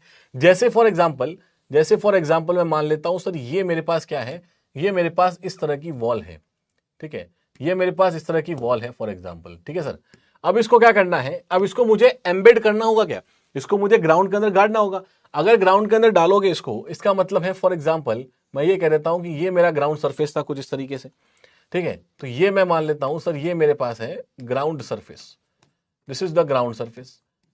अब ग्राउंड सरफेस में हो सकता है किसी पर्टिकुलर लोडिंग कंडीशंस के ऊपर आपके पास बहुत सारे यहाँ पे लोड लग रहे होंगे, अलग अलग तरह की लोडिंग कंडीशंस होंगी, तो उस वाले में आपको कुछ डेप्थ ऑफ मतलब यहाँ पर डेप्थ ऑफ एम्बेडमेंट की रिक्वायरमेंट होगी। तो अगर फॉर एग्जाम्पल अगर मैं यहाँ पर एंकर्ड बल्क हेड यूज कर लेता हूं, अगर मैं for example anchored bulk head use कर लेता हूं, तो जो ये डेप्थ ऑफ एम्बेडमेंट आ रही है, ये डी जो हमारे पास है, this D is known as basically your depth of embedment, this is no depth of embedment, ये आपके पास है depth of embedment D, capital D, ठीक है। This is known as depth of embedment. तो ये डेप्थ ऑफ एम्बेडमेंट को आप रिड्यूस कर सकते हो, बिकॉज ये जो एंकर्ड बल्क हेड है ये आपको यहां पर एंकरेज प्रोवाइड कर रहा है, इसका मतलब इंटरलॉकिंग प्रोवाइड कर रहा है। क्या प्रोवाइड कर रहा है सर? इंटरलॉकिंग प्रोवाइड कर रहा है, एंकरेज प्रोवाइड कर रहा है। इस वजह से क्या हो सकता है यहां पर, इस वजह से यहां हमारे पास डेप्थ ऑफ एम्बेडमेंट रिड्यूस हो जाएगी, इसका ये एक पर्पस है, एक यूज है, ठीक है। अब नेक्स्ट देखो यहां पर कॉफर डैम, देखो यहां आपको देखने को मिल रहा होगा कॉफर डैम, इस तरह से ये होता है कॉफर डैम। जैसे आपको ये अंडर वाटर कंस्ट्रक्शन करना, ये पूरा आपके पास पानी है इस तरह से, अब इसके अंदर आपको कंस्ट्रक्शन करना था। अब इस कंस्ट्रक्शन करोगे तो देखो ये सारे वर्कर्स वगैरह यहां पर हैं, तो ये सारे इक्विपमेंट्स और वर्कर्स वगैरह यहां पर होंगे। तो इस वाले एरिया को आपको ड्राई रखना है, इस पर्टिकुलर एरिया को आपको क्या रखना है सर? ड्राई रखना है। अब एरिया को ड्राई रखने के लिए अब हम क्या कर रहे हैं कि देखो यहां पे चारों तरफ से इसको क्या किया, डैम बना दिया। डैम भी तो एक तरह का रिटेनिंग स्ट्रक्चर है, तो ये कॉफर डैम इसे बनाओगे ताकि चारों तरफ से पानी जो है वहां पे रुक जाए और अंदर का एरिया क्या हो जाए, ड्राई फॉर कंस्ट्रक्शन हो जाए, ठीक है। तो ये इसका बेसिकली काम होता है, एक तरह का टेम्पररी स्ट्रक्चर है। कंस्ट्रक्शन बना करते वक्त उसको रखेंगे, उसके बाद इसको क्या करेंगे, हटा देंगे। तो यहां पर देखो, यहां पर क्या है, it is a temporary structure usually constructed in the river, lake etcetera to keep the working area dry for construction, ठीक है। वर्किंग एरिया जो आपके पास है उसको कंस्ट्रक्शन के लिए ड्राई रखने के लिए हम कॉफर डैम्स को यूज करते हैं। टेम्पररी लिक्विड रिटेनिंग स्ट्रक्चर होता है, ठीक है सर। यहां तक की बातें क्लियर होंगी। अब आगे देखो sheet pile wall for granular soils. देखो ग्रैनुलर सॉइल्स का मतलब क्या है, यहां पर थोड़ी चीजों को और समझना कि ग्रैनुलर सॉइल्स का मतलब है आपके पास जहां पर बेसिकली किसी तरह का कोई कोहेजन नहीं है, मतलब कोहेजन आपके पास जीरो है, ठीक है। यहां तक की बातें हमें सर पहले से पता है। अब अगर इसकी स्टेबिलिटी को हमें चेक करना है तो देखो, for checking the stability or finding out the depth of embedment required, we use a simplistic approach in which pressure at the back of the wall will be assumed as active and pressure in the front of the wall is assumed as passive throughout the depth. देखो यहां पर इस चीज को समझने के लिए पहले हमें कुछ प्रेशर वेरिएशंस को समझ लेना है। पहले कुछ प्रेशर वेरिएशन को समझते हैं। तो देखो एक बताना, आप लोग ही बता देना मुझे जल्दी से, क्योंकि यहां तक की बातें हम अच्छी तरह से कर चुके हैं तो मुझे लगता है समझ जाओगे। देखो फॉर एग्जांपल अगर मैं कहता हूं कि सर हमारे पास कैंटिलीवर शीट पाइल है, देखो भटकना नहीं, बिल्कुल ही ध्यान समझना चीजों को, कि सर ये हमारे पास है शीट पाइल। ये क्या है सर? सर ये हमारे पास है शीट पाइल इस तरीके से, ठीक है सर। अगर ये शीट पाइल है, if this is the sheet pile, that means मैं ये कह रहा हूं कि सर यहां पर मेरे पास क्या है, ये ग्राउंड कंडीशन है। तो ये मेरे पास हो गया ये ground surface, this is the ground surface, ठीक है। ये आपके पास हो गया सर ग्राउंड सरफेस इस तरह से। और यहां पर क्या हो रहा है सर, यहां पर आपके पास बैकफिल आ रही है ऐसे, ठीक है। ये आपके पास बैकफिल आ रही है ऐसे। यहां आपने क्या किया होगा, यहां आपने एक पॉइंट ऑफ रोटेशन रख दिया होगा, इसको मैं हटा देता हूं यहां से। यहां आपने क्या किया होगा, इस वाले का हम एक पॉइंट ऑफ रोटेशन अज्यूम कर सकते हैं, और मैंने मान लेता हूं कि ये फॉर एग्जाम्पल मेरा पॉइंट ऑफ रोटेशन है। अब इस पॉइंट ऑफ रोटेशन के प्लेन को आप ऐसे मान लो कि सर ये पॉइंट ऑफ रोटेशन का कुछ प्लेन है, वो ऐसे आ रहा है, ठीक है। इस तरह से आपके पास प्लेन आ रहा है। और यहीं पर एक और चीज हम अज्यूम कर लेते हैं जो हम पहले देख रहे थे, कि जो मिट्टी यहां भरी है वो इस पर्टिकुलर लेवल तक भरी होगी। क्या बोलते हैं इस लेवल को? सर इस लेवल को हमें याद है, इस लेवल को हम बोलते हैं ड्रेज लेवल, इस लेवल को हम बोलते हैं ड्रेज लेवल। तो ये आपके पास कुछ सिचुएशन इस तरह से थी शीट पाइल के अंदर। एक बार इसमें वेरिएशंस को देख लेते हैं। देखो यहां पर अब जब आपके पास वॉल का मूवमेंट कुछ हो रहा है इस तरीके से, मतलब इसके अबाउट वॉल का मूवमेंट हो रहा है क्या? आपका जो वॉल का मूवमेंट है वो एक्चुअली इसके अबाउट हो रहा है। तो ये वॉल मूवमेंट कुछ इसके अबाउट हो रहा है ऐसे, ठीक है। वॉल मूवमेंट कुछ इसके अबाउट हो रहा है। तो हमें ये पता है सर, अगर ये वॉल मूवमेंट यहां पर अभी आपने बताया है अवे हो रहा होगा, तो ये जो जोन आपके पास आ रहा है, ये जोन पूरा एक्टिव अर्थ प्रेशर जोन है। ये जोन पूरा एक्टिव अर्थ प्रेशर जोन है। तो अब अगर मुझे इंडिविजुअली पूछ लिया जाए क्या पूछ लिया जाए इंडिविजुअली कि बता दो कैंटिलीवर शीट पाइल के अंदर एक्टिव अर्थ प्रेशर का क्या वेरिएशन रहने वाला है, तो सबसे पहले देखेंगे यहां पर एक्टिव अर्थ प्रेशर के वेरिएशन को। तो ध्यान समझो यहां पे कि यहां पर मैं क्या लिख रहा हूं सर, मैं लिख रहा हूं यहां पर active earth pressure variation, active earth pressure variation. ठीक है, यहां से देखेंगे सबसे पहले हम sir active earth pressure variation को देख लेते हैं। देखो सर फटाफट बताओ क्या होता है एक्टिव अर्थ प्रेशर वेरिएशन। अब यहां पर देखोगे तो अगर मैं यहां पर बात कर रहा हूं एक्टिव अर्थ प्रेशर वेरिएशन की, तो क्या कुछ इस तरह से होगा क्या ये, कि मान लिया ये कुछ इस तरह से है, मान लिया कुछ ऐसे है। अब यहां पर देखो कि यहां पर आपके पास एक्टिव अर्थ प्रेशर वेरिएशन आएगा इस वाले पॉइंट से लेके इस वाले पॉइंट तक, इस वाले पॉइंट से लेके इस वाले पॉइंट तक आपको linear active earth pressure variation देखने को मिलेगा। मतलब ये कुछ इस तरह से अर्थ प्रेशर वेरिएशन आपको देखने को मिलेगा इस वाले पर्टिकुलर पॉइंट तक। तो सर यहां से यहां तक तो समझ में आ रही है बात कि ये तो पूरा एक्टिव अर्थ प्रेशर वाला वेरिएशन हो गया, ये पूरा एक्टिव अर्थ प्रेशर वाला वेरिएशन हो गया। और ये कौन सी लाइन है, ये आपके पास पॉइंट ऑफ रोटेशन वाली लाइन है। This is a line that belongs to the point of rotation. और ये पॉइंट आपके पास कौन सा है, ये पॉइंट आपके पास पी है। तो सर ड्रेज लेवल भी कुछ है क्या, बिल्कुल ड्रेज लेवल है। ये लो ड्रेज लेवल यहां बना दिया हमने। अब देखो ड्रेज लेवल आपने बनाया तो ये एक्टिव वाला वेरिएशन हो गया। अच्छा ड्रेज लेवल के जस्ट नीचे, ड्रेज लेवल के ये जो ड्रेज लेवल आपके पास आ रहा है इसके जस्ट नीचे यहां तो ये जोन पैसिव है क्या, यहां तो ये जोन पैसिव है तो इसको तो हम कंसीडर करके नहीं चलेंगे। लेकिन अगर आप यहां देखोगे तो यहां पर देखो ये वॉल जा रहा है नीचे से दूर, इसका मतलब एक्टिव जोन कौन सा हो जाएगा, ये एक्टिव जोन हो जाएगा। और ये हमारे पास हो जाएगा sir passive zone, this is the passive.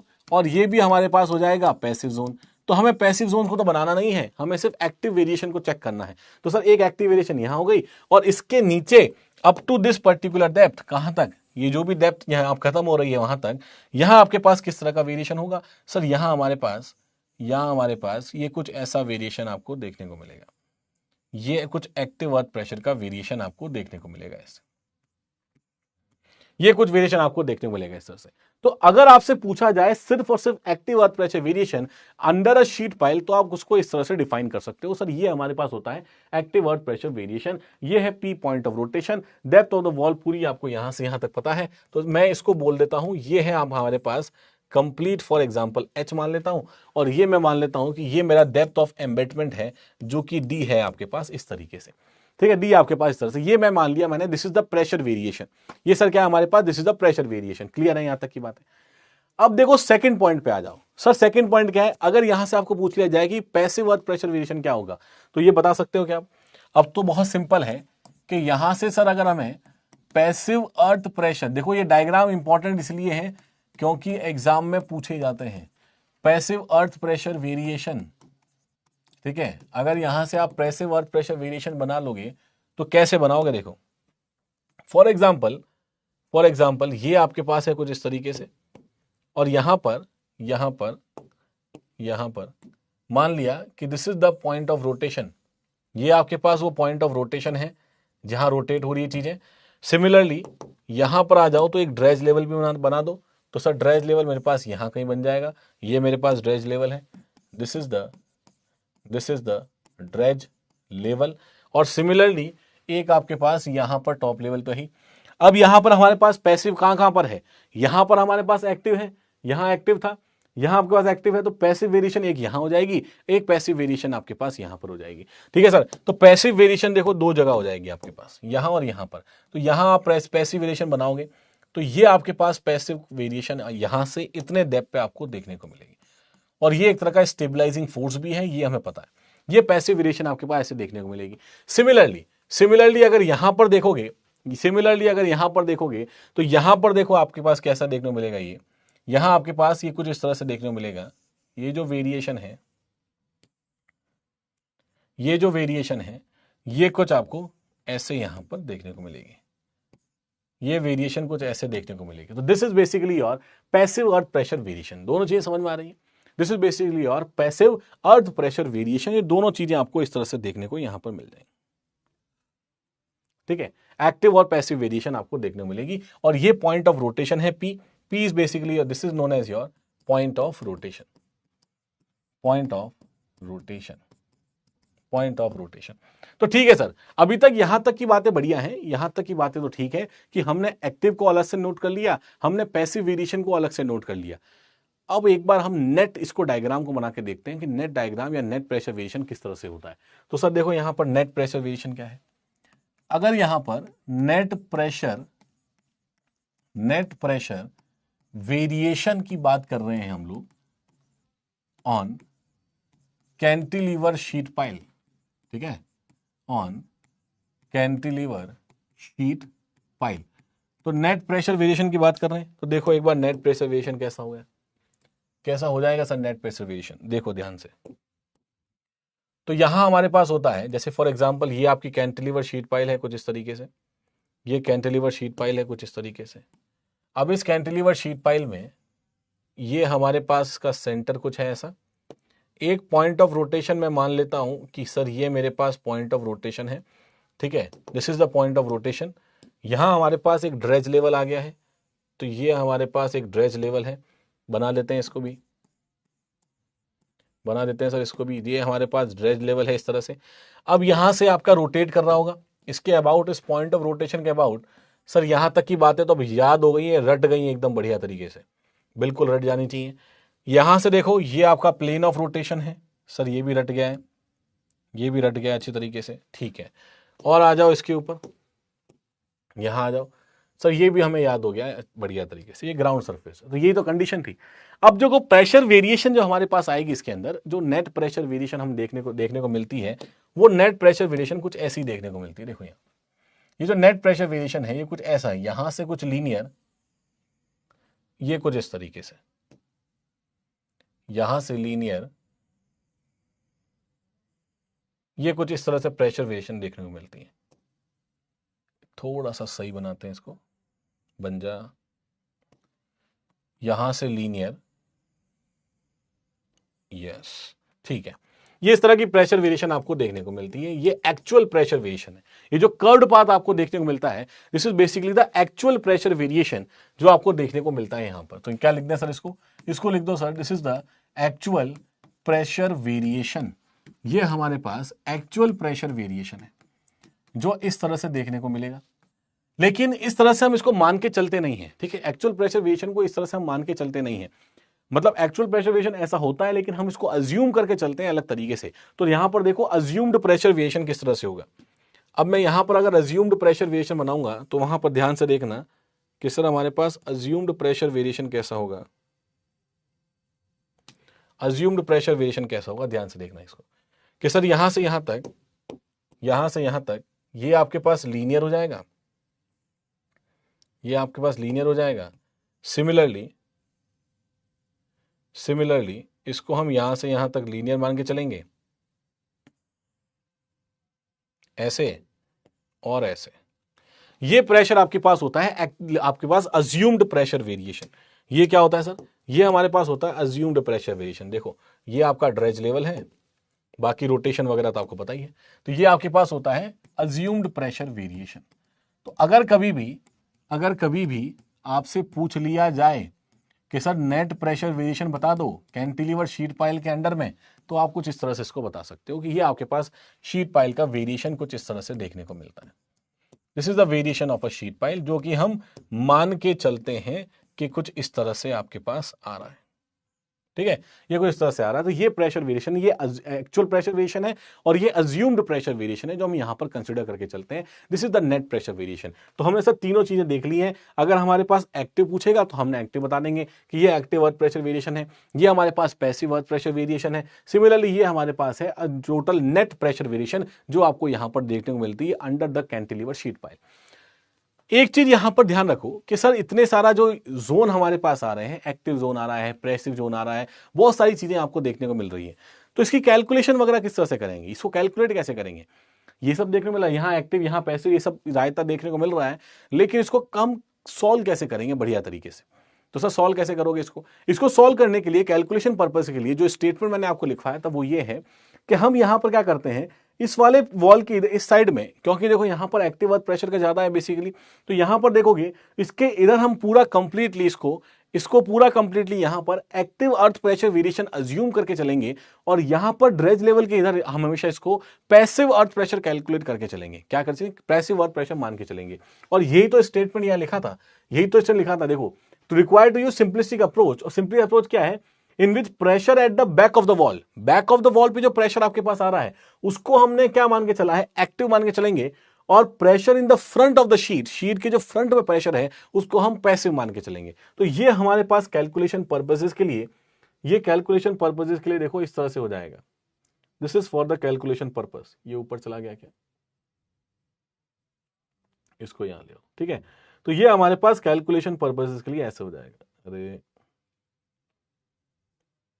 क्या आज बोर्ड खराब है थोड़ा सा, चलो ठीक है। ये हमारे पास कैलकुलेशन पर्पस के लिए देखो कैसे सॉल्व करेंगे, ध्यान से देखना इसको, वापस से ध्यान समझना। फॉर कैलकुलेशन पर्पसेस, फॉर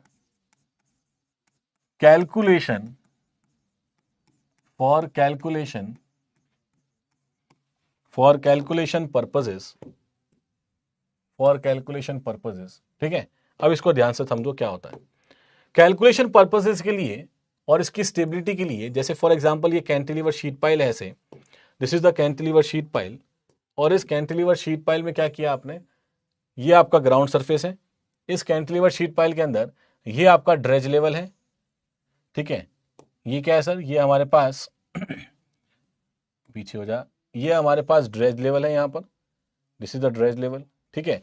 अब आपको वेरिएशन क्या मान के चलनी है? वेरिएशन मान के चलनी है कि sir back of the wall पर, बैक ऑफ द वॉल पर यहां पर आप क्या लेके चलोगे? इसको अज्यूम करके चलेंगे कि पूरा का पूरा आपके पास क्या है? पूरा का पूरा एक्टिव अर्थ प्रेशर जोन है। This is a complete active earth pressure zone, ये हम यहां पर मान के चलेंगे। तो this is your active earth pressure, this is your active earth pressure. ये पूरा का पूरा एक्टिव अर्थ प्रेशर है यहां पर आपके पास, ये पूरा का पूरा एक्टिव अर्थ प्रेशर है इस तरह से। क्लियर है? ये क्या है सर हमारे पास? ये हमारे पास एक्टिव अर्थ प्रेशर है। अब देखो इसी की स्टेबिलिटी की भी बात कर लेंगे। कैसे बात करेंगे? कि अगर मैं यहां से बात करता हूं यहां तक, तो दिस इज एच, इसको मैं एच मान लेता हूं फॉर एग्जांपल, और ये जो डेप्थ ऑफ एम्बेटमेंट आ रहा है इसको मैं डी मान लेता हूं यहां तक, ठीक है। और यहां सर प्रेशर क्या आएगा? यहां प्रेशर आपके पास आएगा, ये जो प्रेशर मैं कंसिडर करके चल रहा हूं, ये मैं मान के चल रहा हूं कि ये पूरा का पूरा पैसिव अर्थ प्रेशर है जो इसको स्टेबलाइज भी कर रहा है, जो इसको स्टेबलाइज भी कर रहा है। तो ये मैं अज्यूम करके यहां चलूंगा कि this complete is basically your passive earth pressure. ये अजम्पशन हम लेके चलते हैं कैंटिलीवर में। सर सब कुछ पढ़ लिया हमने अलग अलग, और उसके बाद फाइनली जब बात आई कैलकुलेशन की, तो कैलकुलेशन हमने सब कुछ बहुत आसान मान के कैलकुलेशन को कर लिया। सारी चीजें बहुत आसान आसान मान के हमने कैलकुलेशन कर लिया कि एक्टिव अर्थ प्रेशर ऐसे कर लोगे, पैसिव अर्थ प्रेशर आप ऐसे कैलकुलेट कर लोगे, ठीक है। तो पूरा इधर को एज इट इज मानोगे, इसको भी एज इट इज इस तरह से कंसीडर कर लेना, ठीक है सर। अब यहां पर देखो क्या करोगे, ये एच और डी हो गया। इसका मतलब है कि अगर मैं यहां पर एक फोर्स की बात करता हूं, तो इसका जो नेट फोर्स लग रहा होगा, वो नेट फोर्स मान लिया फॉर एग्जांपल इस तरह से लग रहा है, this is the net force, इसको मैं F1 मान लेता हूं, जो कि यहां से यहां तक कितने पे आ जाएगा बताओ? ये कितने पे लगेगा? H plus D. कितने पे लगेगा? ये H प्लस डी, ये टोटल H प्लस डी है, तो H प्लस डी बाई 3 पे लगने वाला है। इसका मतलब यहां पर ये H प्लस डी बाई 3, यहां पर ये बेसिकली लग रहा होगा H plus D by 3। Similarly अगर यहां पर देखोगे तो सर यहां पर हमारे पास ये फोर्स लग रहा है कुछ इस तरीके से, जो इस डायरेक्शन में लगेगा F2, और ये लग रहा होगा सर हमारे पास बॉटम से D/3 डिस्टेंस के ऊपर। कहां पर? बॉटम से D/3 डिस्टेंस के ऊपर लग रहा होगा। बिल्कुल सही कह रहे हैं मनीष, बिल्कुल करेक्ट कह रहे हो। तो ये एक्टिव अर्थ प्रेशर है, ये पैसिव अर्थ प्रेशर है। अब देखो इस कैंटिलीवर शीट पाइल को स्टेबल रहने के लिए, इस कैंटिलीवर शीट पाइल को स्टेबल रहने के लिए इन दोनों प्रेशर्स का क्या होना चाहिए? बराबर होना चाहिए दोनों प्रेशर्स को। इसका मतलब है कि अगर मैं एक पॉइंट यहां पर कंसीडर करता हूं बेस के ऊपर, इस पॉइंट को मैं बोल देता हूं O, ठीक है। तो यहां पर अगर मुझे दोनों को स्टेबलाइज करना है, तो जितना फोर्स मल्टीप्लाई बाय दिस, मतलब जो मोमेंट अगर यहां पर 0 हो जाए, इसका मतलब ये स्टेबल है क्या? अगर मोमेंट इस पर्टिकुलर पॉइंट पे 0 हो जाए, इसका मतलब क्या है? ये, इसका मतलब ये स्टेबल है। तो यहां पर देखो कि summation of moment at 0 at O should be 0। ये आपके पास 0 होना चाहिए, तो आपके पास क्या हो जाएगा? ये अगर 0 हो जाएगा तो हमारे पास बेसिकली आपकी कैंटिलीवर शीट पाइल जो है वो क्या हो जाएगी? इफेक्टिव हो जाएगी। अब यहां पर देखो फॉर एग्जांपल अगर मैं F1 की बात करता हूं, तो सर F1 कितना आएगा? F1 कितना आएगा। यहां मैं मान लेता हूं कोई कंडीशन है तो गामा टी यहां पर भी कर रहे हो और यहां पर भी आप गामा टी ही यूज कर रहे हो, ठीक है। ये बल्क यूनिट वेट ही हम यहां पर यूज कर रहे हैं। सिमिलरली तो ये जो वैल्यू आएगी और एक्टिव अर्थ प्रेशर कैलकुलेशन कर रहे हैं तो मान लिया मैंने कि K A gamma T H plus D, ठीक है। तो ये वैल्यू आ जाएगी यहां से और सिमिलरली इसको मैं मान लूंगा तो सर ये हो जाएगा के gamma T multiply by D तो ये वैल्यू हमारे पास यहां पर आ जाएगी। करके देखो, सबसे पहले F1 को कैलकुलेट करो। F1 आ जाएगा half into base into height. तो हाफ इंटू बेस है मेरे पास K A gamma T H plus D. तो half into base into height तो हाइट हो गया सर एच प्लस डी और इनसाइड विड्थ ये हो जाएगी 1।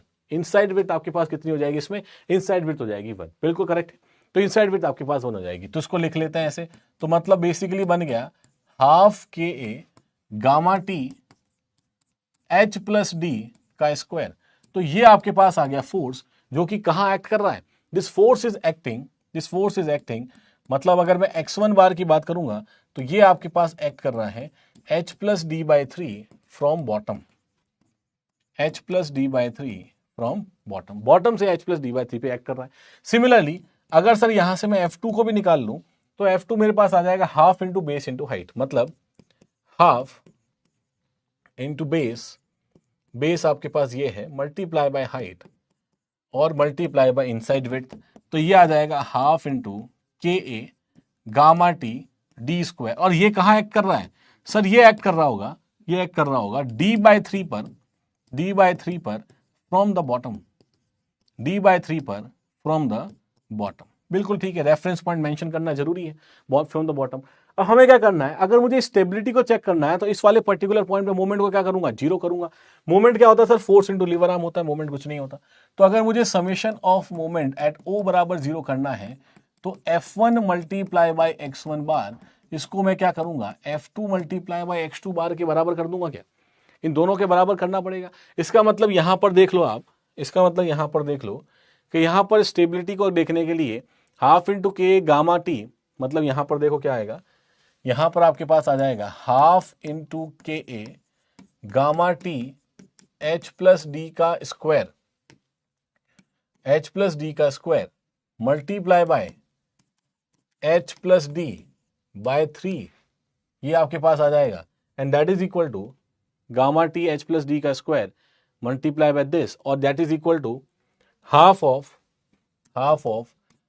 के A gamma T D square multiply by D by 3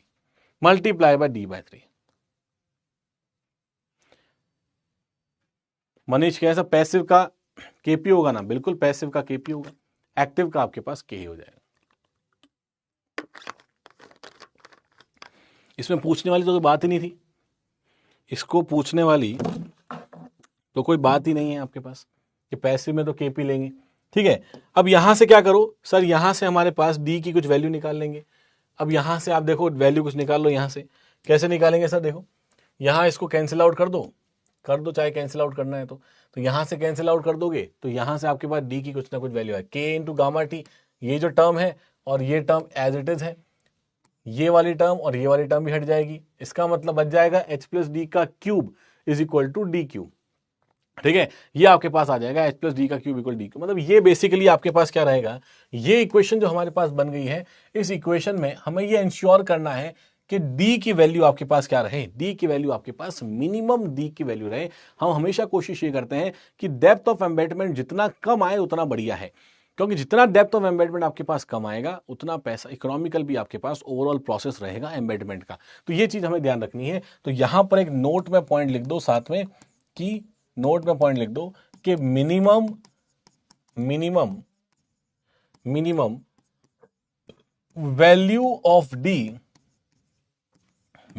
value of D is preferred, ठीक है। तो हमें हमेशा क्या करना है, यहां पर क्या करना है, मिनिमम वैल्यू को यहां पर प्रेफर करके चलना है। Minimum value of D is preferred in this particular thing. Sir FT में के क्यों लिया, केपी समझ नहीं आया। अच्छा एक सेकंड रुको, कहां पर बात कर रहे हैं हम, ये अच्छा, पैसिव अर्थ प्रेशर है यहाँ पर, क्लियर है, चलो सही बात, सही कह रहे हो, सही कह रहे हो बिल्कुल। यहां पर अगर पैसिव अर्थ प्रेशर आपके पास है तो यहां हमें क्या लेना पड़ेगा, यहां हमें लेना पड़ेगा केपी, यहां आपके पास आ जाएगा पैसिव में केपी, बिल्कुल सही कह रहे हो। और यहां पर भी आप केपी जो ले रहे हो तो यहां पे बिल्कुल प्रेशर पैसिव कैलकुलेट कर रहे हैं तो केपी ही आएगा, के नहीं आएगा, ठीक है। तो यहां पर केपी आ जाएगा, इसी को यहां पर कन्वर्ट कर लो, तो यहां पर भी आप क्या करो अब, ठीक है, अब यहां पर इसको लिख दो केपी, बिल्कुल ठीक है, चलो ठीक है, अच्छी बात है, ठीक है। तो यहां पर आपके पास केपी आ जाएगा। तो डी जो वैल्यू है बेसिकली उसकी मिनिमम वैल्यू को हम यहां पर कंसिडर करके चल रहे होंगे। क्लियर है यहां तक की बातें, जल्दी बताओ सर पैसा, हाँ बिल्कुल क्लियर है यहां तक बातें, जल्दी बताओ, क्लियर है ये सब चीजें।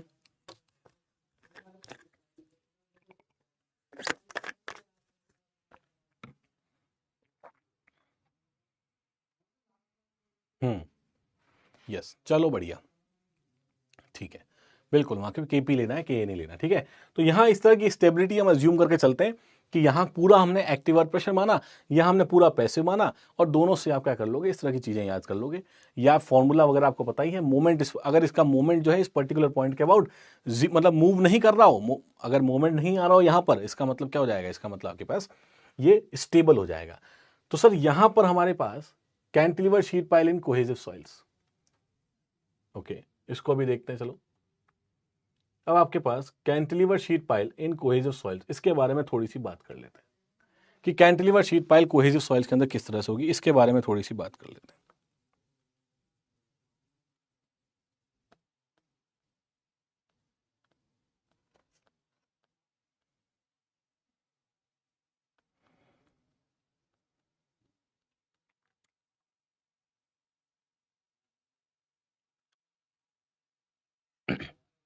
ठीक है, यहां तक चीजें क्लियर है, ओके। अब देखो कैंटिलीवर शीट पाइल इन कोहेसिव सॉइल्स, अगर आप कोहेसिव सॉइल्स की बात करोगे तो यहां पर आपको एक चीज मतलब एक चीज मान के चलनी है कि जो कोहेजन की जो स्ट्रेंथ है, वो कोहेजन की स्ट्रेंथ भी हमें यहां पर साथ साथ कंसिडर करके चलनी है कोहेसिव सॉइल्स के केस के अंदर। तो यहां पर बस एक चीज आपको देखनी है, एक चीज आप यहां पर सिर्फ नोट में लिख दोगे, उससे ज्यादा यहां पर कुछ भी नहीं है डिटेल के अंदर। यहां पर एक चीज आपको नोट में लिख के चलनी है कि in the case of in the case of in the case of in the case of cohesive soils, in the case of cohesive soils, the strength of soil, in the case of cohesive soils, the strength of soil due to the strength of soil due to cohesion should be included at every step of analysis। तो हर step of analysis में हमें क्या करना पड़ेगा, हमें बस cohesion की value को साथ में यहां पर इंक्लूड करके चलना है, हमें सिर्फ कोहेजन की वैल्यू को साथ में यहां पर इंक्लूड करके चलना है सिमिलर तरीके से, ठीक है। तो यहां पर सर हमारे पास जो अर्थ प्रेशर थ्योरीज हैं, वो अर्थ प्रेशर थ्योरी यहां पर आपकी हो जाती है कंप्लीट डिटेल के अंदर खत्म, ठीक है। अब हम शुरू करेंगे सर स्टेबिलिटी ऑफ स्लोप्स के बारे में। तो यहां तक की बात बताओ कि अर्थ प्रेशर थ्योरी जितना हमने अभी तक पढ़ा डिटेल के अंदर, क्या ये यहां तक कुछ भी डाउट है या क्लियर है, जल्दी से बताओ। यहां पर ये आज बोर्ड थोड़ा अजीब तरीके से काम कर रहा है, एक सेकेंड, ठीक है, इसको यहीं से करना पड़ेगा, ठीक है। तो दोनों थ्योरीज हमारे पास आ रही हैं, रैंकाइन वाली और कूलम वाली दोनों चीजें हमने देखी यहां पर। तो I think earth pressure theories का जो कॉन्सेप्ट है कंप्लीट, न्यूमेरिकल्स लगा के देखोगे एक बार, पीवाईक्यूज अगर लगा के देखोगे तो आई थिंक सारी चीजें यहां पर मैंने लगभग अर्थ प्रेशर थ्योरी के रिलेटेड सब कवर कर ली है। अब आपके पास दो चैप्टर्स बचते हैं, एक चैप्टर हमारे पास है स्टेबिलिटी ऑफ स्लोप्स के बारे में, ठीक है, एक चैप्टर आपके पास रहेगा स्टेबिलिटी ऑफ स्लोप्स, और दूसरा है आपके पास फाउंडेशन, ठीक है। ये दो चैप्टर्स हमारे पास हैं, इन दोनों चैप्टर्स लास्ट आपके पास दो चैप्टर हैं, ठीक है, लास्ट आपके पास दो चैप्टर बचेंगे। तो उसमें से एक शुरू करते हैं आज बढ़िया तरीके से, वो है आपके पास स्टेबिलिटी ऑफ स्लोप्स के बारे में, that is stability of slopes, ठीक है। इसके बारे में बातचीत शुरू करते हैं। तो चलो देखो, बहुत ही सिंपल है, तरीका समझ में आ रहा होगा यहां पर। देखो फॉर एग्जाम्पल अभी तक हम क्या कर रहे थे, अभी तक हम नॉर्मली जितनी भी सॉइल्स हैं उसमें उसको हॉरिजॉन्टल ही मान के चल रहे थे, ठीक है। जितनी भी हमारे पास सॉइल्स थी सबको क्या मान के चल रहे थे, हम एक हॉरिजॉन्टल मान के चल रहे थे। अब हमें क्या करना है, इस सॉइल को किसी एक स्लोपिंग कंडीशन के ऊपर मान के चलना है। क्या करना है, इस सॉइल को किसी स्लोपिंग कंडीशन के ऊपर मान के चलना है कि सॉइल अगर किसी पर्टिकुलर स्लोप के ऊपर होगी तो वो कितनी स्टेबल रहेगी उसकी एनालिसिस हमें यहाँ पर इस पूरे चैप्टर के अंदर करनी है। स्टेबिलिटी ऑफ स्लोप्स के अंदर हम यही देख रहे होते हैं कि सॉइल किसी पर्टिकुलर इंक्लाइंड प्लेन के ऊपर है, अब उस इंक्लाइंड प्लेन के ऊपर सॉइल की स्टेबिलिटी किस लेवल पर रहती है, या सॉइल किस कौन कौन से फोर्सेस के अंडर आपके पास उसकी स्टेबिलिटी को हम चेक करते हैं, ये सारी बातें हमको यहाँ पर डील के अंदर करनी है। क्लियर है? तो ये पर्पस है इस चैप्टर का, स्टेबिलिटी ऑफ स्लोप्स के बारे में। स्टेबिलिटी ऑफ स्लोप्स के बारे में देखो, यहां पर generally slope failure occurs when forces causing failure are greater than the shearing resistance developed along the critical surface of failure। सबसे बढ़िया बात, सबसे सिंपल बात देखो, आपने बचपन के अंदर भी ये चीजें पढ़ी होंगी। क्या पढ़ी है सर बचपन के अंदर? मैकेनिक्स के अंदर। जैसे फॉर एग्जाम्पल ये कोई वेज है इस तरीके से, ठीक है, फॉर एग्जाम्पल ये कोई वेज है आपके पास इस तरह से, मतलब एक स्लोप आपके पास बनी हुई है ऐसे। अब इस स्लोप के अंदर मैं मान लेता हूं सर, ये स्लोप के अंदर मान लेता हूं कि ये जो एंगल हमारे पास आ रहा है, ये एंगल फॉर एग्जांपल आपके पास बीटा है, which is the angle of inclination, जो इस स्लोप का एंगल ऑफ इंक्लिनेशन है। क्लियर है? वो इस पर्टिकुलर स्लोप का एंगल ऑफ इंक्लिनेशन आपके पास है। अब अगर कोई बॉडी इसके ऊपर रखी हुई है किस तरह से, मान लिया सर कोई बॉडी यहां पर रखी हुई है, और तब ये वाला जो प्लेन आपके पास है, ये जो प्लेन है, देखो एक बार बताता हूं मैं इसको सर, ये जो प्लेन आपके पास है, ये प्लेन फेलियर प्लेन कब कहलाएगा? ये प्लेन फेलियर प्लेन कब कहलाएगा? जब आपके पास इस ब्लॉक को धकेलने वाले जो फोर्सेस हैं, इस ब्लॉक को डिस्टेबलाइज करने वाले जो फोर्सेस हैं, वो इसको इसके रजिस्ट करने वाले फोर्स, रजिस्ट कौन कर रहा है? यहां का फ्रिक्शन रजिस्ट कर रहा है।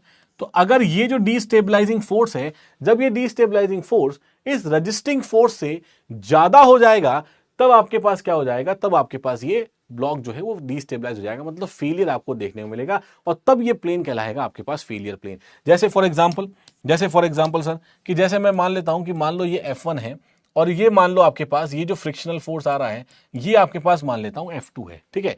तो ये सब कुछ चीजें क्या रहेंगी? जब तक आपके पास F1 को मैं देखो बोलता हूं डिस्टेबलाइजिंग फोर्स।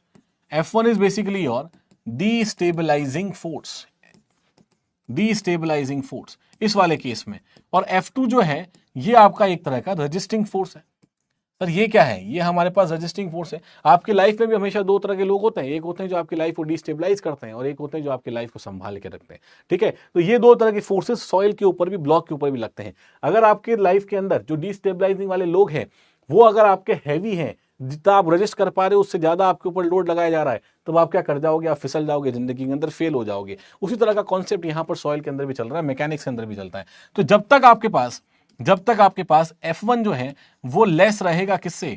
F2 से। इसके मतलब है कि यहां तक आपको स्टेबल कंडीशन देखने को मिलेगी। सिमिलरली हमें सर ये भी पता है कि जब हमारे पास F1 F2 के बराबर हो जाएगा, तो on the verge of failure वाली कंडीशन आपको देखने को मिलेगी। कैसी failure? On the verge of failure, on the verge of failure. तो ये आपके pass on the verge of failure वाली कंडीशन है। सिमिलरली अगर आपके पास F1 जो है वो ज्यादा हो जाएगा, तब ये आपके पास एक तरह की अनस्टेबल कंडीशंस देखने को मिल जाएंगी। बिल्कुल क्लियर, सर छोटा सा कॉन्सेप्ट है, ये बेसिक कॉन्सेप्ट है। इसी बेसिक कॉन्सेप्ट को इस पूरे चैप्टर के अंदर बढ़िया तरीके से यूज करेंगे और फर्दर देखेंगे किस किस तरह की चीजें यहां पर काम आ रही होती हैं।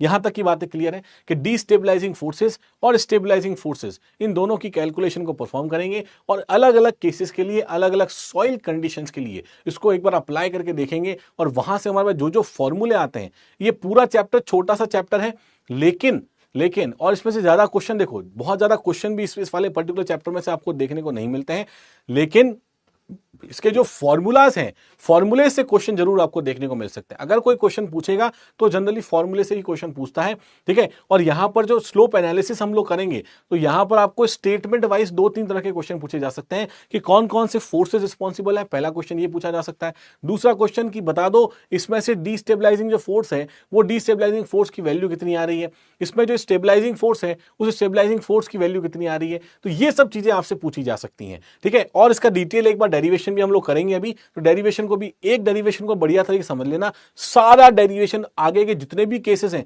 सब समझ में आ जाएगा बहुत आराम से, ठीक है। तो एक को हम थोड़ा धीरे धीरे समझेंगे, बाकी सारे केसेस को फटाफट आप लोग ही बता दोगे फटाफट जल्दी तरीके से, ठीक है। तो यहां पर देखो ये एक बेसिक कॉन्सेप्ट है जो हमें समझ में आ रहा है। अब फर्दर देखो, अगर कोई भी आपके पास सॉइल ब्लॉक है जो किसी पर्टिकुलर एंगल पे पड़ा है, तो सॉइल ब्लॉक की स्टेबिलिटी की जब हम बात करते हैं तो उस पर लगने वाले उसकी स्टेबिलिटी या उसके फेलियर को गवर्न करने वाले कुछ फोर्सेस आपके पास होते हैं। जैसे एक आपके पास होगा ग्रेविटी फोर्स। ग्रेविटी फोर्स मतलब उस सॉइल ब्लॉक का खुद का वेट कितना है उसके ऊपर भी डिपेंड करेगा क्या? बिल्कुल डिपेंड करेगा। जितना ज्यादा वेट होगा किसी पर्टिकुलर सॉइल का, तो वो पर्टिकुलर सॉइल आपके पास, जिस तरह से आपके पास सॉइल वहां पर लगा होगा, तो वेट के अकॉर्डिंग भी उसमें डिपेंड करेगा कि वहां पर किस तरह के फेलियर आपको देखने को मिल रहे हैं। सेकंड आपके पास क्या रहेगा? सेकंड आपके पास अर्थक्वेक फोर्सेस। अर्थक्वेक फोर्सेस या बोल दो सिस्मिक फोर्सेस, या बोल दो डायनामिक फोर्सेस, ठीक है, या बोल दो वाइब्रेटरी फोर्सेस। ये आपके पास अलग तरह के फोर्सेस होते हैं जो आपके पास वहां पर लगेंगे सॉइल के ऊपर, तो वो भी काफी हद तक गवर्न करेंगे सॉइल की स्टेबिलिटी किसी पर्टिकुलर स्लोप के ऊपर। तीसरा आपके पास होता है sir seepage forces. Seepage analysis के बारे में हमने बातचीत करी थी कि वहां पर सीपेज एनालिसिस के अंदर अगर फोर्सेज आपके पास कुछ अनबैलेंस्ड रहते हैं, अलग तरीके से रहते हैं, तो कभी कभी आपको पाइपिंग कंडीशन भी देखने को मिल जाती है। और अगर पाइपिंग कंडीशन वगैरह आपको देखने को मिल गई सॉइल में, तो वहां पर अगर स्लोप पे देखने को मिल गई, तो वहां पर भी as it is slope failure आपको देखने को मिल सकता है। तो सीपेज फोर्सेज, सही बात है सर, बहुत इंपॉर्टेंट रोल है। दूसरा आपके पास अर्थक्वेक फोर्सेज, ये भी बहुत इंपॉर्टेंट रोल प्ले करता है। और तीसरा आपके पास ग्रेविटी फोर्सेज, मतलब सॉइल का खुद का ब्लॉक का वेट कितना रहेगा वो आपके पास भी सिमिलरली फॉलो करता है। तो तीनों फोर्सेस के नाम आपको याद रखने हैं। क्या याद रखने हैं सर? पहला है ग्रेविटी, दूसरा है अर्थक्वेक, तीसरा है सीपेज। तीनों के फोर्सेस के नाम हमें याद रखने हैं। ठीक है सर, यहां तक की बातें समझ में आ रही हैं। अब देखो एक सिंपल सा कॉन्सेप्ट मैंने आपको बताया। क्या सिंपल सा कॉन्सेप्ट बताया सर? कि अगर मैं जैसे यहां पर एक सिंपल सा कॉन्सेप्ट मैंने आपको बताया। अब समझो यहां पे फेलियर के कारण क्या होते हैं। जैसे मान लो मैं ये कह रहा हूं कि ये मेरे पास एक प्लेन है, ठीक है, और इस प्लेन को मैं बोल रहा हूं फेलियर प्लेन। क्या बोल रहा हूं मैं? इस प्लेन को मैं बोल रहा हूं फेलियर प्लेन। ध्यान समझना इस चीज को, ध्यान समझना। ये मान लिया मैं फेलियर प्लेन है यहां पर। अब अगर ये कोई सॉइल का ब्लॉक पड़ा है इधर, ठीक है, यूनिफॉर्म मान के चलते हैं, ऐसा कुछ आलू का शेप का नहीं मान के चलेंगे, ध्यान रखना। ये मत समझना आलू वालू पड़ा है यहां पर, ठीक है। तो ये आपके पास मान लो सॉइल का ब्लॉक पड़ा है कुछ इस तरीके से। अब अगर सॉइल के ब्लॉक है और ये आपका सरफेस है जो यहां पर आपस में क्या है, ये सरफेस आपके पास आपस में due to friction force resistance को शो करेगा। इसका मतलब इस पर्टिकुलर शियरिंग प्लेन के ऊपर, ये एक तरह का शियरिंग प्लेन ही है क्या? तो इस पर्टिकुलर शियरिंग प्लेन के ऊपर अगर आपके पास जो शियर स्ट्रेसेस एक्ट कर रहे हैं वो सॉइल की शियर स्ट्रेंथ से ज्यादा हो जाए, क्या हो जाए? ये देखो, ये पूरा सॉइल का ये ब्लॉक है इस तरह से। तो यहां पर अगर सॉइल की शियर स्ट्रेंथ से ज्यादा शियर स्ट्रेसेस आ जाएं, तब वो सॉइल का जो है वो इस पर्टिकुलर प्लेन के अबाउट क्या करेगा? वो पर्टिकुलर प्लेन का फेलियर कर जाएगा। इसका मतलब सर सिंपल सी बात हमें पता है कि जो शियर स्ट्रेस अगर एक्ट कर रहे हैं, क्या एक्ट कर रहे हैं? शियर स्ट्रेस जो एक्ट कर रहे हैं वो एक्सीड कर जाए सॉइल की ताकत से। और सॉइल की ताकत क्या है? Shear strength. सॉइल की ताकत से अगर शियर स्ट्रेस इंक्रीज कर जाएगा तो फेलियर होना शुरू हो जाएगा। तो यहां पर फेलियर होना हमारे पास शुरू हो जाता है। तो अगर हमें सॉइल के अंदर फेलियर ऑब्जर्व करने हैं तो मेरे पास दो तरीके हैं। दो तरीके क्या है सर? पहला तरीका यह है कि मैं बाहरी ताकत को इंक्रीज कर दूं, मतलब शियर स्ट्रेसेस को बढ़ा दूं, एक्सटर्नल फोर्सेस जो लग रहे हैं उनको इंक्रीज कर दूं। तो एक तरह से अगर शियर स्ट्रेसेस को इंक्रीज कर दोगे तब भी हमारे पास फेलियर देखने को मिल रहा है। दूसरे तरीके हमारे पास ये हो सकते हैं कि सॉइल की जो इंटरनल स्ट्रेंथ है, इंटरनल ताकत है, वो ही खत्म कर दो। या तो आदमी को क्या करो, या तो ऊपर से इतना प्रेशर दो कि वो खत्म हो जाए, जो भी आपके दुश्मन होते हैं उनको या तो ऊपर से इतना प्रेशर दो कि वो खत्म हो जाए, या फिर उनके अंदर की ताकत खत्म कर दो। ये दो ही तो चीजें होती है युद्ध के मैदान के अंदर। तो एक होता है शियर स्ट्रेस, दूसरा होता है शियर स्ट्रेंथ। तो शियर स्ट्रेसेस अगर बढ़ जाएंगे तब भी हमारे पास फेलियर बन जाएगा, और शियर स्ट्रेंथ अगर कम हो जाएगी जिन फैक्टर्स की वजह से, तब भी हमारे पास फेलियर हो जाएगा। तो इन दो कंडीशंस को हमें याद रखना है, वहां पर सॉइल आपकी क्या कर जाती है? फेल कर जाती है। जैसे देखो, The factors leading to the failure of slopes may be classified into two categories. दो कैटेगरी में आप इसको डिवाइड कर सकते हो। पहली कैटेगरी क्या है? Factors increasing the shear stress. पहली कैटेगरी वो है जहां पर हमारे पास शियर स्ट्रेसेस को हम इंक्रीज कर रहे हैं। क्या कर रहे हैं? शियर स्ट्रेसेस को इंक्रीज कर रहे हैं। जैसे आप क्या कर सकते हो? एक्सटर्नल लोड्स को इंक्रीज करोगे, मतलब सरचार्ज लोड्स को आपने इंक्रीज कर दिया। बिल्कुल सही बात है सर, सरचार्ज लोड को इंक्रीज करेंगे तो हमारे पास शियर स्ट्रेसेस एक्सटर्नल लोड्स को इंक्रीज कर रहे हैं, तो एक्सटर्नल प्रेशर्स वगैरह भी आपका इंक्रीज होंगे। Stiffening of the slope due to excavation और इरोजन। तो एक्सकेवेशन या इरोजन की वजह से भी जो आपके पास स्टिफनेस देखने को मिल रही है, वो भी आपके पास एक तरह की क्या है? वो भी आपके पास एक तरह की शियर स्ट्रेसेस को इंक्रीज करने का फैक्टर है। तो वहां पर शियर स्ट्रेसेस यहां पर भी आपके पास क्या करेगी? इंक्रीज करेगी। दूसरी कंडीशन क्या पढ़ी सर हमने? दूसरी पढ़ी हमने कि वो सारे फैक्टर जो कि सॉइल की शियर स्ट्रेंथ को डिक्रीज कर रहे हो, those factor which are decreasing the shear strength of the soil. जैसे क्या, जैसे आपके पास अगर मैं पानी के कंटेंट को बढ़ा दूं, increasing the water content, sir हम अगर वाटर कंटेंट को इंक्रीज कर जाएंगे तो हमारे पास ओवरऑल स्ट्रेंथ क्या हो जाएगी, ओवरऑल स्ट्रेंथ डिक्रीज हो जाएगी। मतलब सॉइल की जो shear स्ट्रेंथ है वो हमें क्या देखने को मिलेगी, कम देखने को मिलेगी। अगर सॉइल की shear स्ट्रेंथ कम हो गई, इसका मतलब भी फेलियर की कंडीशन के पास जा रहे हो क्या, बिल्कुल जा रहे हो। Increase in the pore water pressure, pore water pressure के अंदर क्या हो रहा है, पोर वाटर प्रेशर के अंदर हमारे पास इंक्रीमेंट अगर आ जाए, तो अगर increase in the pore water pressure आएगा तब भी तो shear स्ट्रेंथ डिक्रीज हो रही है। सर कैसे पता ये सब बातें, ये बातें हमने यहां पर देखी थी कि जो shear स्ट्रेंथ होता है वो आपके पास किस तरह से आ रहा है, effective stress C plus sigma tan five था क्या, तो मैं मान लेता हूं C plus sigma tan five कुछ इस तरह से था। तो अगर मैं यहां पर इफेक्टिव से टोटल स्ट्रेस माइनस पोर वाटर प्रेशर, सर अगर ये बढ़ेगा तो ऑब्वियसली ये कम होगा, और अगर ये कम होगा तो ये भी कम होगा। इसका मतलब पोर वाटर प्रेशर जब बढ़ रहा है तो shear स्ट्रेंथ कम हो रही है। तो ये वाले फैक्टर को भी हमें अवॉइड करके चलना है। शॉक या साइक्लिक लोडिंग, अगर हमारे पास वाइब्रेटरी लोडिंग है, शॉक्स हैं, साइक्लिक लोडिंग है, ये सब चीजें अगर हमारे पास रहती हैं तब भी सॉइल की shear स्ट्रेंथ के ऊपर फर्क पड़ता है, मतलब वो डिक्रीज होती है, कम होती है। क्लियर है यहां तक की बात है, ये बातें क्लियर है। तो या तो हम shear स्ट्रेसेस को बढ़ा लें या हम shear स्ट्रेंथ को कम कर लें। ये दो तरीके होते हैं सॉइल के फेलियर को देखने के। अब देखो सर यहां तक की बातें ठीक है। अब जो स्लोप्स हमारे पास होती हैं वो दो तरीके से क्लासिफाई होती है। स्लोप आपके पास दो तरह से क्लासिफाई होती है। एक होती है फाइनाइट स्लोप। फाइनाइट स्लोप का मतलब होता है कि वो सारी स्लोप जो कि जिसकी एक एक्सटेंट हो, एक लेंथ हो जो आप डिटरमाइन कर पाओ, ठीक है, वो सब कहलाती है आपके पास फाइनाइट स्लोप। इनफाइनाइट स्लोप्स का मतलब होता है जो कि आपके पास इनफाइनाइट रहती है। जो क्या रहती है, इनफाइनाइट रहती है, उसका पूरा एक्सटेंट इनफाइनाइट रहता है। जैसे फॉर एग्जांपल तो मान लो ये स्लोप है और यहां से यहां तक की लेंथ आपको पता, और ये यहां से ये इसका स्टार्ट पॉइंट है, ये इसका स्टार्ट पॉइंट है, ये इसका एंड पॉइंट है। तो यहां से यहां तक फाइनाइट लेंथ है, तो ये एक तरह की फाइनाइट स्लोप हो गई। This is a finite slope. तो इसको मान लिया फॉर एग्जांपल सर ये हमारे पास हो गई एक तरह की फाइनाइट स्लोप। बिल्कुल समझ में आ रही बात। और दूसरी बात, एक होता है आपके पास इनफाइनाइट स्लोप। ये हमारे पास इनफाइनाइट स्लोप है, मतलब इसके आगे भी चला जा रहा है ऐसे, तो ये इनफाइनाइट स्लोप आ गई, कोई एक्सटेंट ही नहीं है। तो यहां से भी ये इन्फिनिटी तक है और वहां से भी वो इन्फिनिटी तक है। इसका मतलब एक तरह का क्या हो गया सर, ये एक तरह का आपके पास इनफाइनाइट स्लोप हो जाएगा। अच्छा, दोनों को एनालाइज करने का तरीका अलग अलग है। दोनों को एनालाइज करने का तरीका अलग अलग है। फाइनाइट स्लोप का मतलब तो एक फाइनाइट एक्सटेंट वाली हो जाएगी। इनफाइनाइट स्लोप का मतलब है कि वहां पर आपके पास लेंथ के ऊपर किसी तरह का कोई रेस्ट्रिक्शन नहीं है।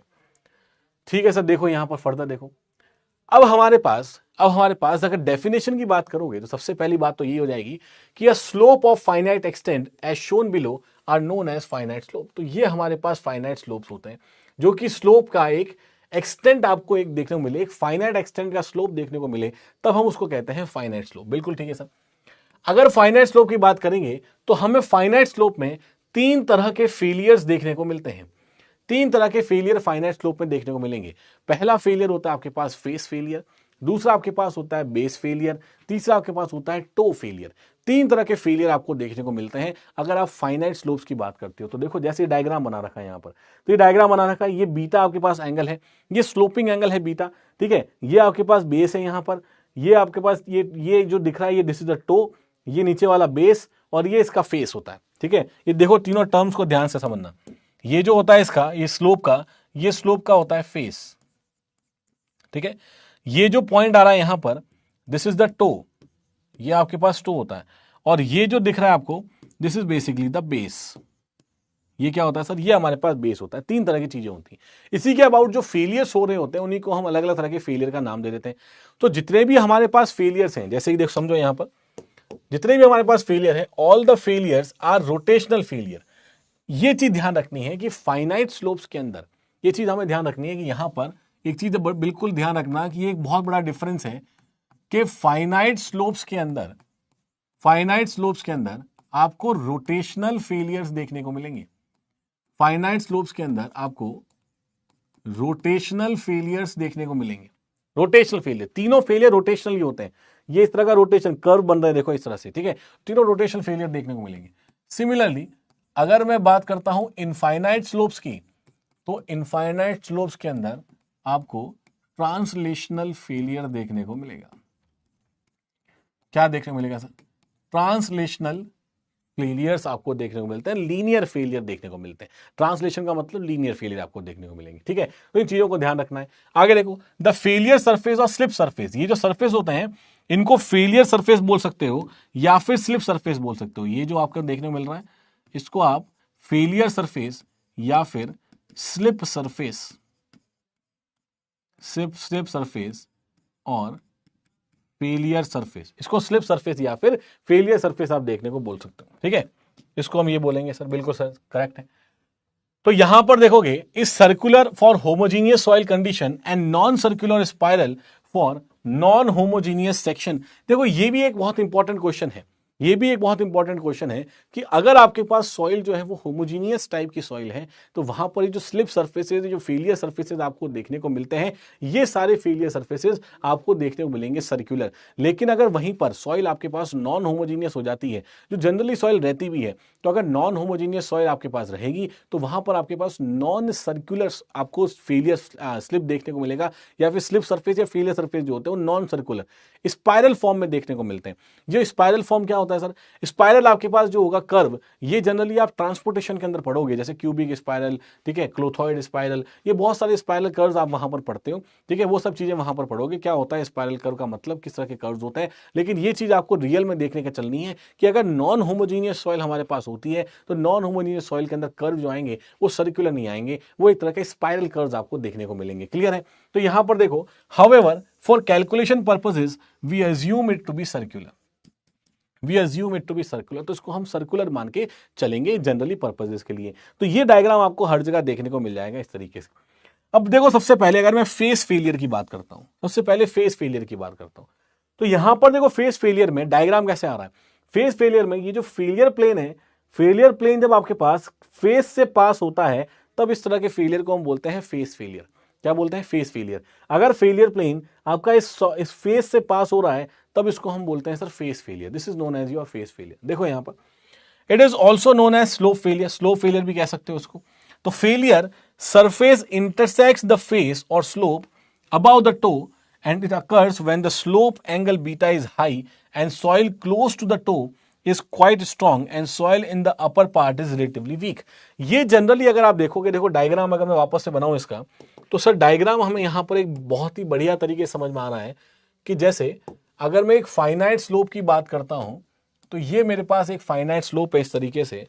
अब इस फाइनाइट स्लोप के अंदर ये एंगल आपका बीटा है, जिस फाइनाइट स्लोप के अंदर ये एंगल इंक्लिनेशन का बीटा है आपके पास, ठीक है। ये आपका फेस है, this is the face, this is the face. अब दैट मींस इस फेस का मतलब ये है कि अगर ये जो स्लिप सरफेस या फेलियर प्लेन आ रहा है वो इसके फेस को इंटरसेक्ट करे इस तरीके से, ये क्या है सर? ये हमारे पास फेलियर प्लेन है, this is the failure plane. तो अगर फेलियर प्लेन इसके फेस को इंटरसेक्ट कर रहा है उस समय आपको क्या देखने को मिलेगा? उस समय आपको पास फेस फेलियर देखने को मिलेगा। अच्छा, यहां पर फेलियर तभी देखने को मिलेगा जब ये वाली जो सॉइल है, ये क्या होता है सर? ये पॉइंट हमारे पास टो, ठीक है। जब टो पॉइंट पर यहां पर आपके पास सॉइल जो हो, ये आपके पास हो स्टिफ, ये सॉइल स्टिफ हो और ऊपर की सॉइल आपके पास अगर सॉफ्ट और वीक है, तब जनरली आपको क्या देखने को मिलता है? तब जनरली आपको ये फेस फेलियर देखने को मिलेगा। क्लियर है? और दूसरा, जब एंगल ऑफ इंक्लिनेशन, मतलब जब बीटा, अगर बीटा आपके पास हाई होता है, बीटा ज्यादा होगा, सीधी सी बात है क्या, अगर एक स्लोप एंगल आपके पास ये है, मान लो ये स्लोप आपका जनरेट हो रही है, ये अगर लाइट स्लोप होगी इस तरह से तब वहां तक तो ठीक है, लेकिन अगर ऐसे स्टीप स्लोप कर दोगे या थोड़ा ऐसे स्लोप कर दोगे तो यहां पर क्या होगा? यहां पर आपको ज्यादा फेलियर देखने को मिलेगा। तो बीटा जब हाई होता है तब ये आपको स्लोप फेलियर ज्यादा देखने को मिलता है, ठीक है। तो more is the slope failure, more is the face failure या फिर स्लोप फेलियर, दोनों एक ही तो बात है। फेस फेलियर और स्लो फेलियर एक ही चीज है, तो दोनों को आप इस तरह से देख सकते हो, दोनों को आप इस तरह से देख सकते हो। बिल्कुल ठीक है सर, यहां तक बातें क्लियर है, ठीक है। लेकिन अगर ये वाली जो सॉइल यहां प्रेजेंट है, ये वाली सॉइल अगर आपके पास यहां स्ट्रांग रहेगी और टो के ऊपर सॉइल अगर आपके पास वीक रहेगी, तो यहां आपको क्या देखने को मिलेगा? टो फेलियर देखने को मिलेगा। क्लियर है? तो ये चीजें हमें यहां पर देख के चलनी है सर। आ जाओ नेक्स्ट पॉइंट के ऊपर। जैसे टो फेलियर की बात कर लो, जैसे टो फेलियर की बात करो, तो टो फेलियर का मतलब क्या है? जब फेलियर सरफेस पास से थ्रू द टो, जब टो से आपके पास फेलियर सरफेस पास करता है तो टो फेलियर कहलाता है। It is the most common slope failure in homogeneous soil, ठीक है। ये सबसे ज्यादा कॉमन फेलियर है and generally occurs for beta greater than 53। ये क्वेश्चन 2 बार पूछा गया आपसे कि टो फेलियर के बारे में ही बार बोली गई है कि टो फेलियर का मतलब समझ में आ रहा है सर हमें कि जब आपके पास फेलियर प्लेन इस टो से पास करे, ये हमारे पास टो है, तो ये जो टो से है अगर फेलियर प्लेन आपके पास आ रहा है तो फेलियर प्लेन अगर इस टो से पास करता है तब ये कहलाता है टो फेलियर। और ये टो फेलियर तब होगा जब आपके पास बीटा जो है इंक्लिनेशन वो जनरली 53 डिग्री से ज्यादा होता है, तभी आपके पास यहां पर क्या रहेगा, टो फेलियर देखने को मिलेगा। ये बहुत जगह पर क्वेश्चन बार बार रिपीटेडली पूछे जाते हैं, इसको याद रखना। नेक्स्ट देखो यहां पर, नेक्स्ट है आपके पास बेस फेलियर। तो अब तो समझ में आ रहा है सर, जब failure surface passes below the toe it occurs when the soil below the toe is soft and weak and slope is flat. जब आपके पास ये जो बेस पे सॉइल है, यहां पर जो सॉइल आपको देखने को मिल रही है, ये सॉइल अगर वीक होती है, ये सॉइल क्या होती है सर, अगर ये सॉइल आपके पास वीक होती है तो इस वाले केस में जो फेलियर प्लेन होगा वो यहां से पास करेगा, तब इसको हम बोलेंगे बेस फेलियर, तब हम इसको बोलेंगे बेस फेलियर। ऑब्वियसली सर यहां पर क्या होना चाहिए, यहां पर आपके पास फेलियर कंडीशन ऐसी होनी चाहिए, ठीक है। तो ये तीनों फेलियर कंडीशन होती है, किसके बारे में बातचीत करी है मैंने, ये तीनों फेलियर कंडीशन आपके पास रहेगी किसके अंदर, फाइनाइट स्लोप्स के अंदर। 3 तरह के फेलियर्स आपको देखने को मिलते हैं। यहां तक की बातें क्लियर है क्या, जल्दी बताओ।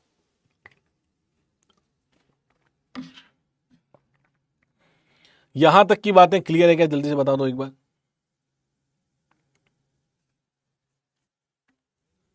यहां तक की बातें क्लियर है क्या?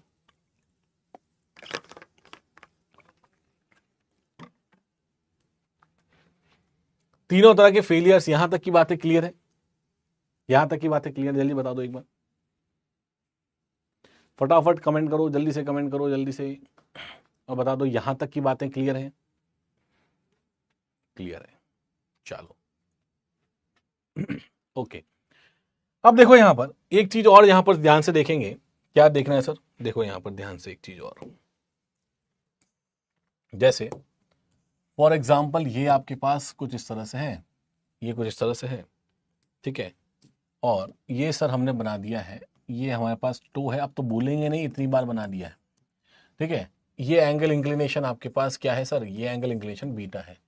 अब मैं क्या मान के चल रहा हूं, फॉर एग्जाम्पल मैं ये मान के चल रहा हूं आपके पास कि जैसे फॉर एग्जाम्पल ये स्लोप है ऐसे, ठीक है, तो यहां से यहां तक ये जो हाइट आ रही है इसको h मान लिया, और यहां से यहां तक ये डेप्थ ऑफ एम्बेडमेंट मान लिया d, ठीक है, ये आपके पास मान लिया h, ये मान लिया d, ठीक है। h आपके पास हाइट ऑफ द स्लोप ही हो जाएगी एक तरीके से, h is basically your height of the slope only. कितने हाइट तक स्लोप है आपके पास, यही तो h है, और d क्या है, d है डेप्थ ऑफ एम्बेडमेंट, d क्या है, डेप्थ ऑफ एम्बेडमेंट, d है आपके पास डेप्थ ऑफ एम्बेडमेंट, ठीक है।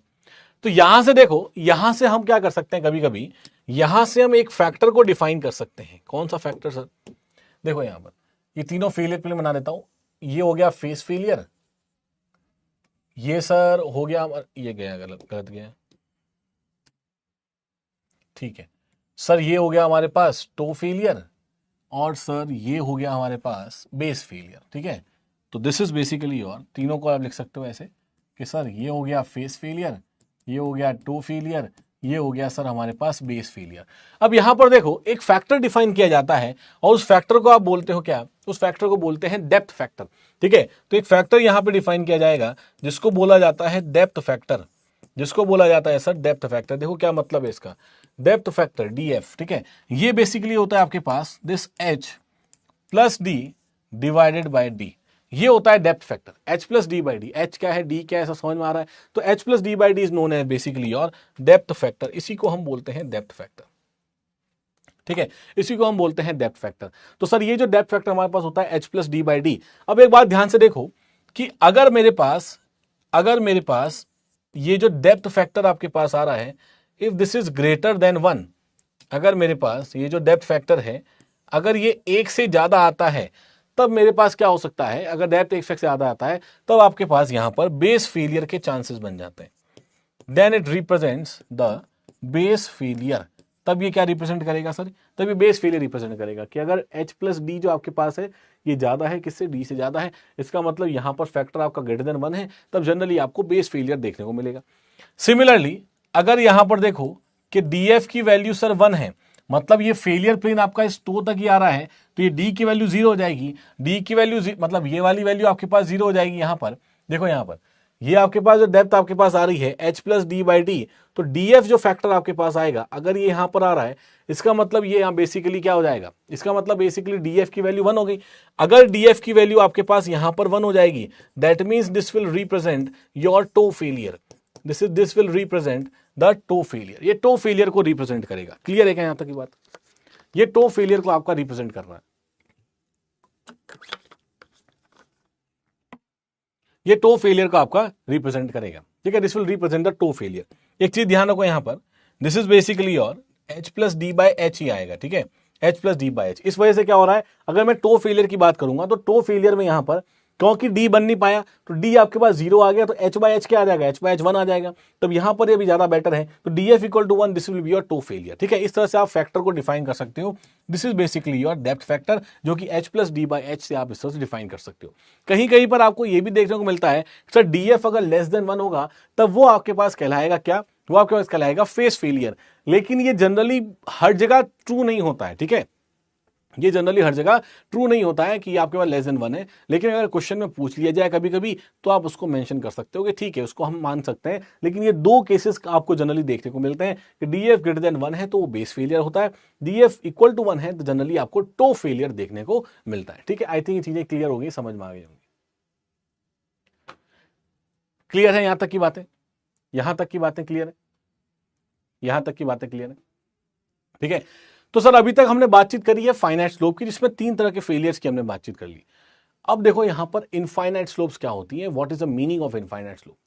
देखो कांस्टेंट स्लोप, अगर कोई एक स्लोप है आपके पास जो कि एक कांस्टेंट स्लोप है, constant slope of unlimited extent, कितनी भी एक्सटेंट की बात कर जाओ, तो यहां पर कुछ डेरिवेशंस भी करेंगे हम लोग, having uniform soil properties at the same depth below the free surface is known as infinite slope. एक पर्टिकुलर डेप्थ की सॉइल जो कि आपके पास इनफाइनाइट एक्सटेंट तक चली जाती है, that is known as your infinite slope. The failure is translational failure, ये बिल्कुल हमने बताया था कि जो फेलियर हमारे पास होता है वो क्या होता है, एक तरह का ट्रांसलेशनल फेलियर आपको देखने को मिलता है along a failure surface parallel to the slope, बिल्कुल करेक्ट है।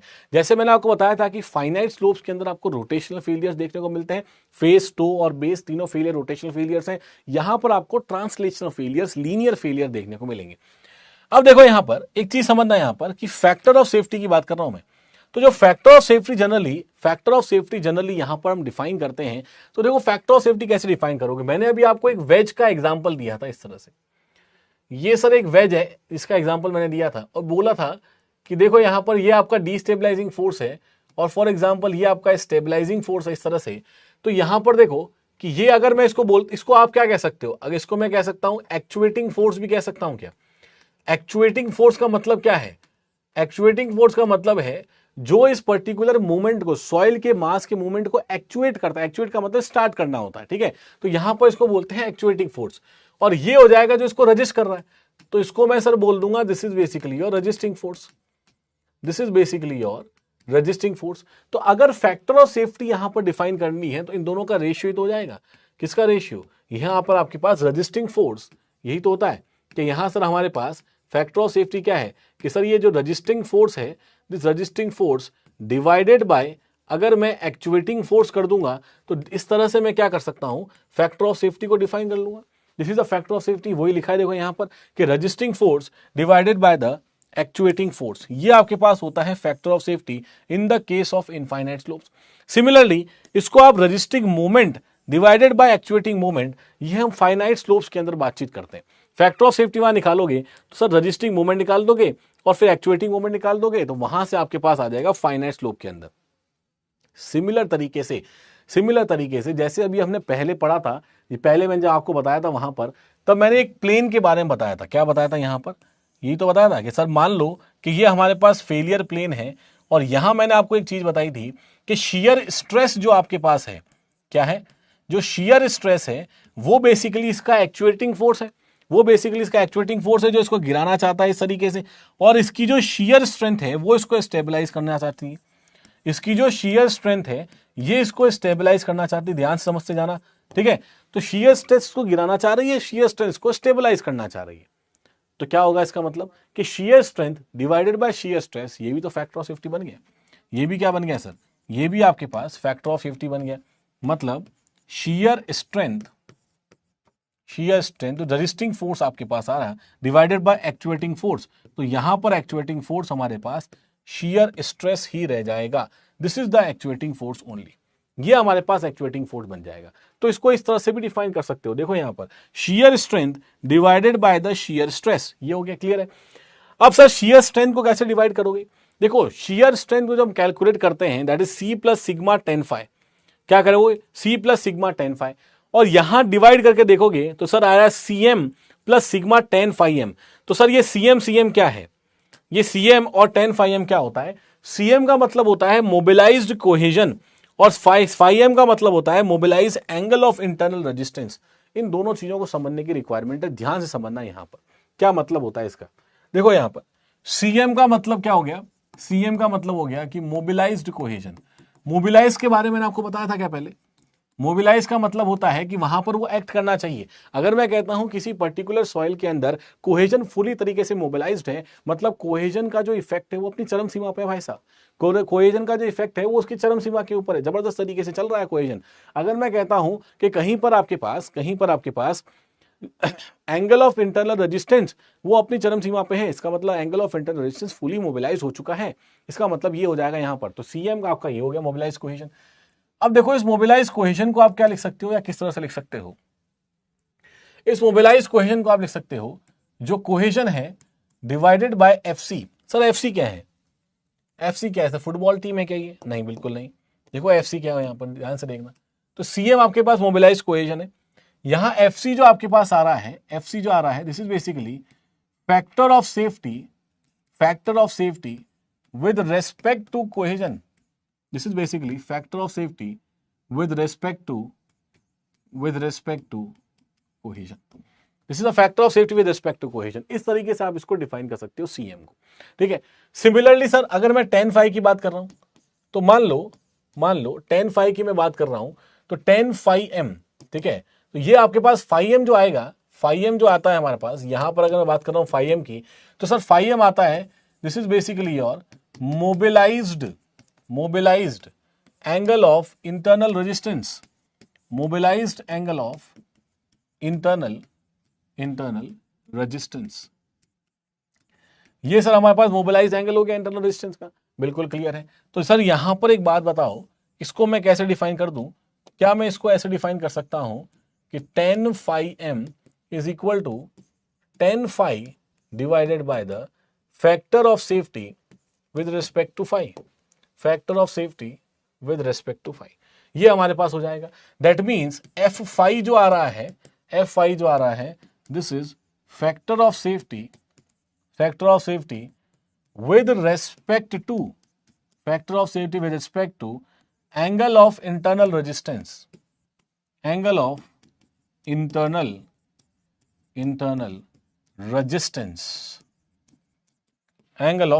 रेजिस्टेंस, ये हमारे पास होता है क्या, लिखने का तरीका है दोनों को कि ये जो मोबिलाइज कोहेजन है ऐसे लिख सकते हो और टेन फाइव को आप इस तरह से कैलकुलेट कर सकते हो, इस तरह से लिख सकते हो। यहां तक की बातें ठीक है, यहां तक की बातें क्लियर है, जल्दी बताओ एक बार।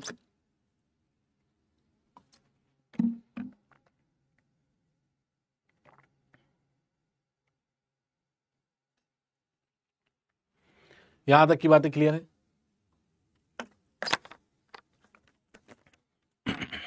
ठीक है।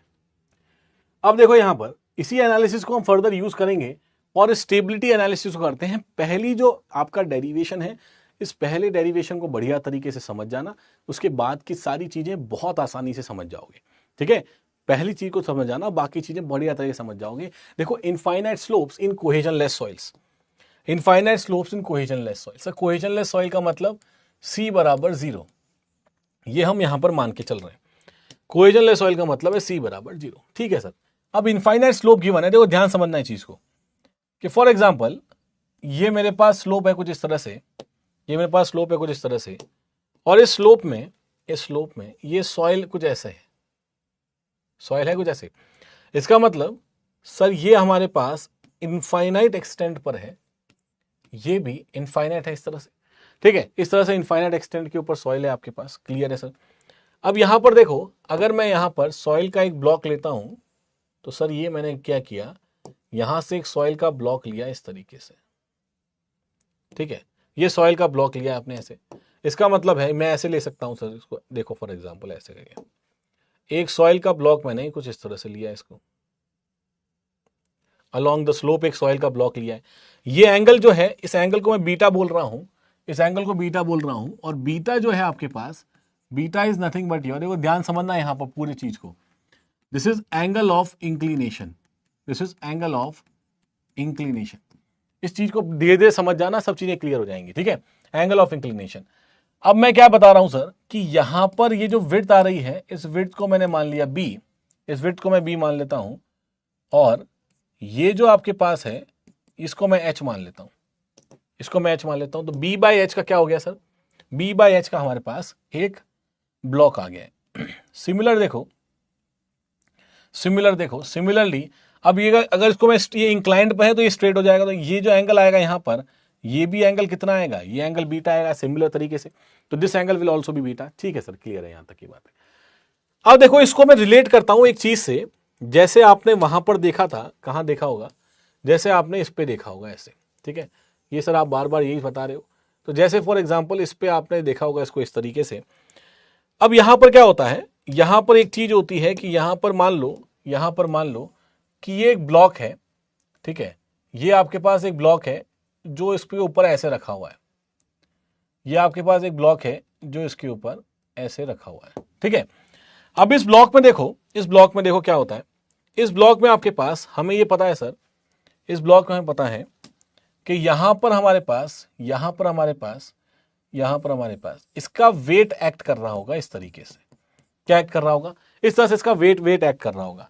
अच्छा, ये जो एंगल है इसी को तो बीटा कह रहे हैं हम लोग, इसी को तो एंगल बीटा कह रहे हैं। अब यहां पर देखो, ये जो वेट एक्ट कर रहा है, ये बचपन में सर हमने पढ़ा है बढ़िया तरीके से, तो यहां पर देखोगे तो ये एक नॉर्मल फोर्स एक्ट कर रहा है क्या, यहां पर क्या करेगा सर, एक नॉर्मल फोर्स एक्ट कर रहा होगा जो इसको रजिस्ट कर रहा होगा इस तरीके से, ये नॉर्मल फोर्स एक्ट कर रहा है, नॉर्मल फोर्स। अब देखो ये एंगल बीटा है तो सर ये भी बीटा है, ये एंगल बीटा है तो ये भी बीटा है। इसका मतलब है कि यहां पर अगर आप आ जाओगे तो ये इसका एक कंपोनेंट बन जाएगा W cos बीटा, ये कंपोनेंट W cos बीटा, और एक कंपोनेंट इसका बन जाएगा कुछ इस तरीके से, और that will be your W sin beta, that will be your W sin beta. तो सर एक कंपोनेंट W cos बीटा, एक कंपोनेंट W sin बीटा, बिल्कुल ठीक है। अब ये जो यहां पर कुछ फ्रिक्शनल फोर्सेस भी होंगे, इसका मतलब सर हमें पता है कि जो नॉर्मल फोर्स है that is basically mu multiply by, ये जो आपके पास नॉर्मल फोर्स आएगा यहां पर, ये देखो ये जो आपके पास फोर्स आएगा that is basically your mu tan theta, क्या दैट इज बेसिकली योर, देखो ये जो नॉर्मल फोर्स आपके पास आ रहा है, ये नॉर्मल फोर्स किसको बैलेंस कर रहा है, ये नॉर्मल फोर्स सर बैलेंस कर रहा है यहां पर W cos बीटा को। अच्छा मुझे एक बात बताओ, यहां पर एक्चुएटिंग फोर्स कौन सा है, W sin बीटा एक्चुएटिंग है या W cos बीटा एक्चुएटिंग, जल्दी से एक बार कमेंट करके बताओ कि यहां पर आपके पास W sin बीटा एक्चुएटिंग है या W cos बीटा एक्चुएटिंग है।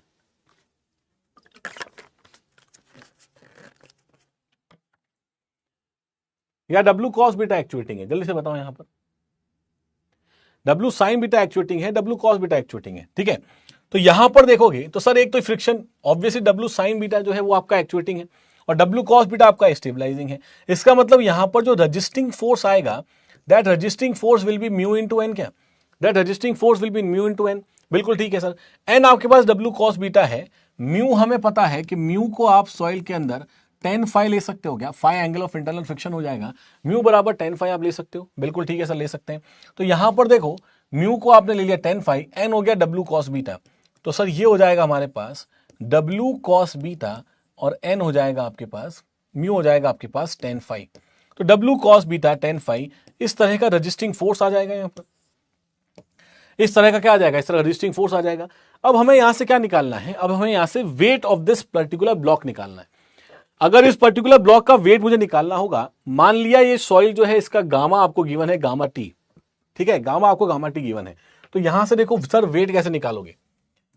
सर वेट हम निकालेंगे इस पर्टिकुलर सॉइल ब्लॉक का, for example gamma T unit weight given है, unit weight multiply by the volume कर देंगे क्या, unit weight multiply by the volume कर देंगे। यहां से देखो वॉल्यूम कैसा आएगा, B multiply by H cos beta, तो यहां पर आप कर सकते हो कि B multiply by H cos beta, ये आपके पास आ गया, तो ये तो एरिया हो गया, area multiply by inside length, ये आपके पास वॉल्यूम हो गया, वॉल्यूम मल्टीप्लाई बाय गामा, ये आपके पास वेट हो गया, ये आपके पास वेट हो गया। इसका मतलब अगर वेट ऑफ द ब्लॉक की मैं बात करूंगा तो gamma T B into H cos beta, ये हमारे पास हो जाएगा सर क्या, this will be your weight. अगर ये वेट है तो सर मुझे रजिस्टिंग फोर्स निकाल के बता दो एक बार। रजिस्टिंग फोर्स मेरे पास था W cos beta into tan phi, तो लिख दो इसको, तो W आपके पास ये आ गया कि gamma T B into H cos beta, और बाहर भी तो कॉस बीटा है, बाहर भी कॉस बीटा है, और tan phi आपके पास है, कॉस बीटा tan phi बाहर भी आपको गिवन है। तो सर यहां पे मेरे पास क्या आ जाएगा, यहां पर मेरे पास रजिस्टिंग फोर्स आपको देखने को मिलेगा। This is the resisting force जो कि यहां पर अप्लाई हो रहा है, this is the resisting force जो यहां पर अप्लाई हो रहा है। बिल्कुल ठीक है सर, ये हमारे पास रजिस्टिंग फोर्स अप्लाई हो गया यहां पर, ठीक है। तो this is the resisting force. अब मुझे क्या निकालना पड़ेगा, मुझे एक्चुएटिंग फोर्सेस के बारे में भी देखना है। तो सर एक्चुएटिंग फोर्स एक बार निकाल के बता दो, एक्चुएटिंग फोर्स कैसा आएगा। अगर यहां से आप एक्चुएटिंग फोर्स निकालोगे तो सर एक्चुएटिंग फोर्स मेरे पास आ जाएगा W sin beta, W sin beta is the actuating force, और W मुझे पता है gamma T B H cos beta multiply by sine beta, ये मेरे पास है actuating force W sin beta का। This is the actuating force, clear है। ये हमारे पास क्या आ जाएगा सर, एक्चुएटिंग फोर्स आ जाएगा। अब आपको करना क्या है, अब हमें करना क्या है सर, अब हमें करना क्या है, हम दोनों को क्या करना है, फैक्टर ऑफ सेफ्टी को कैलकुलेट करना है। तो फैक्टर ऑफ सेफ्टी अगर यहां से कैलकुलेट करोगे इस पर्टिकुलर कंडीशन में, तो ये सर आ जाएगा हमारे पास resisting force divided by actuating force, resisting force divided by actuating force. तो रजिस्टिंग फोर्स कितना है, gamma T B multiply by H cos square beta tan phi divided by gamma T B multiply by H cos beta sine beta, cos beta sine beta, clear है। इसका मतलब sir ये आपस में cancel out हो गए, ठीक है, ये आपस में कैंसिल आउट हो गए, ये यहां से कॉस का स्क्वायर चला जाएगा, कॉस बीटा को नीचे ले लेंगे, तो सर फैक्टर ऑफ सेफ्टी आ जाएगा tan phi by sine beta by cos beta, क्या होगा tan बीटा, तो sine phi beta by cos beta tan beta हो जाएगा। तो यहां से हमें क्या मिल जाएगा, ये आपको एक नया फॉर्मूला मिल गया tan phi का, that is factor of safety is tan phi by tan beta. यहां तक की बातें क्लियर है, यहां तक की बातें क्लियर है, बताओ जल्दी से, यहां तक की बातें clear. tan phi will be equal to tan beta, tan phi will be equal to tan, factor of safety tan phi by tan beta आपके पास आ जाएगा, यहां तक की चीज, ठीक है। एक चीज यहां पर नोट में लिख दो, एक चीज आप यहां पर नोट में लिख देंगे सर, क्या नोट में लिख देंगे, जो बहुत ही कॉमन चीज है कि failure will occur, failure will occur if अगर आपके पास बीटा जो है, if beta is greater than 5 for cohesionless soils, for cohesionless soils, for cohesionless soils. तो ये कोहेजनलेस सॉइल के लिए फेलियर तब होगा जब आपका बीटा जो होगा क्या होगा, ग्रेटर देन 5 आपके पास रहेगा, ग्रेटर देन 5 आपके पास रहेगा। तो ये फैक्टर ऑफ सेफ्टी का फॉर्मूला भी हमें याद करके चलना है बढ़िया तरीके से। सर ये कैसे समझ नहीं आ रहा, देखो एक बार बताओ, ये कैसे हो गया, समझ नहीं आया। ये देखो यहां पर, अगर यहां आप देखोगे कि नॉर्मल स्ट्रेस है, ये शियर स्ट्रेस है, कोहेजनलेस सॉइल है, तो फेलियर प्लेन यहां से जाएगा क्या, इसका मतलब ये 5 हो जाएगा। अब अगर आपके पास कोई भी स्लोप आपको पता है, अगर स्लोप किसी पर इस एंगल के नीचे नीचे रहेगी, मतलब ये अगर आपके पास बीटा रहेगा ऐसे, तो जब तक बीटा आपका लेस देन रहेगा 5 से, तब तक आपके पास फेलियर, जब तक आपके पास कोई फेलियर यहां पर देखने को नहीं मिलेगा। तो ये कंडीशन होती है नो फेलियर वाली, ये कंडीशन होती है नो फेलियर वाली। लेकिन अगर बीटा आपका 5 को क्रॉस कर जाएगा, इस वाले फेलियर प्लेन को क्रॉस कर जाएगा, इसका मतलब यहां आपको देखने को मिलेगा फेलियर, यहां हमें देखने को मिलेगा फेलियर। क्लियर है? यहां हमें फेलियर देखने को मिलेगा। तो ये इसका बेसिक मतलब होता है इस पर्टिकुलर नोट का। ये बार बार एग्जाम के अंदर आपसे पूछा भी जा सकता है इस तरीके से। ठीक है, अब आगे वाली चीज है जो नेक्स्ट केसेस हैं, वो नेक्स्ट केसेस हम नेक्स्ट क्लास में करेंगे। ठीक है, नेक्स्ट केस हम नेक्स्ट क्लास में करेंगे। 2 क्वेश्चन मैं आप लोगों को दे देता हूं, दोनों क्वेश्चन आप लोगों को सॉल्व करके लेके आने। 2 क्वेश्चंस, ये दोनों क्वेश्चंस हैं, इन दोनों क्वेश्चंस को आप लोगों को सॉल्व करके लेके आना है। आगे वाली क्लासेस के अंदर हम बढ़िया तरीके से, और भी 2-3 केसेस इसके बचे हुए हैं, उन दोनों तीनों केसेस को कल की क्लास में, अगर कल पॉसिबल हुआ तो कल मैं एक बार क्लास ले लेता हूं आप लोगों की। ठीक है, वहां पर जब स्टेबिलिटी वाले स्लोप को, स्टेबिलिटी ऑफ स्लोप्स चैप्टर को हम जल्दी खत्म कर देंगे, ज्यादा दिक्कत वाली बात नहीं है। फिर फाउंडेशन को शुरू करते हैं अच्छे तरीके से। ठीक है, चलो ठीक है, फिर मिलते हैं फिर नेक्स्ट क्लास के अंदर। नेक्स्ट क्लास के अंदर आई होप सारी बैकलॉग्स आप लोग टाइम टू टाइम क्लियर करोगे। ठीक है, वेट नहीं करोगे कि प्रिंट बनेगा, प्रिंट उसको इन्वर्ट करोगे, फिर फोटो लोगे, फिर आप जाओगे, फिर पैसे वेस्ट करोगे, ये सब नहीं करना है। बैठ के फटाफट फटाफट लिख लेना एक बढ़िया तरीके से, और तुरंत इन चीज़ों को हाथों हाथ रिवाइज कर लेना। ठीक है, मिलते हैं कल या फिर परसों नेक्स्ट क्लास के अंदर। Till then keep learning, keep rocking. Thank you so much, bye bye.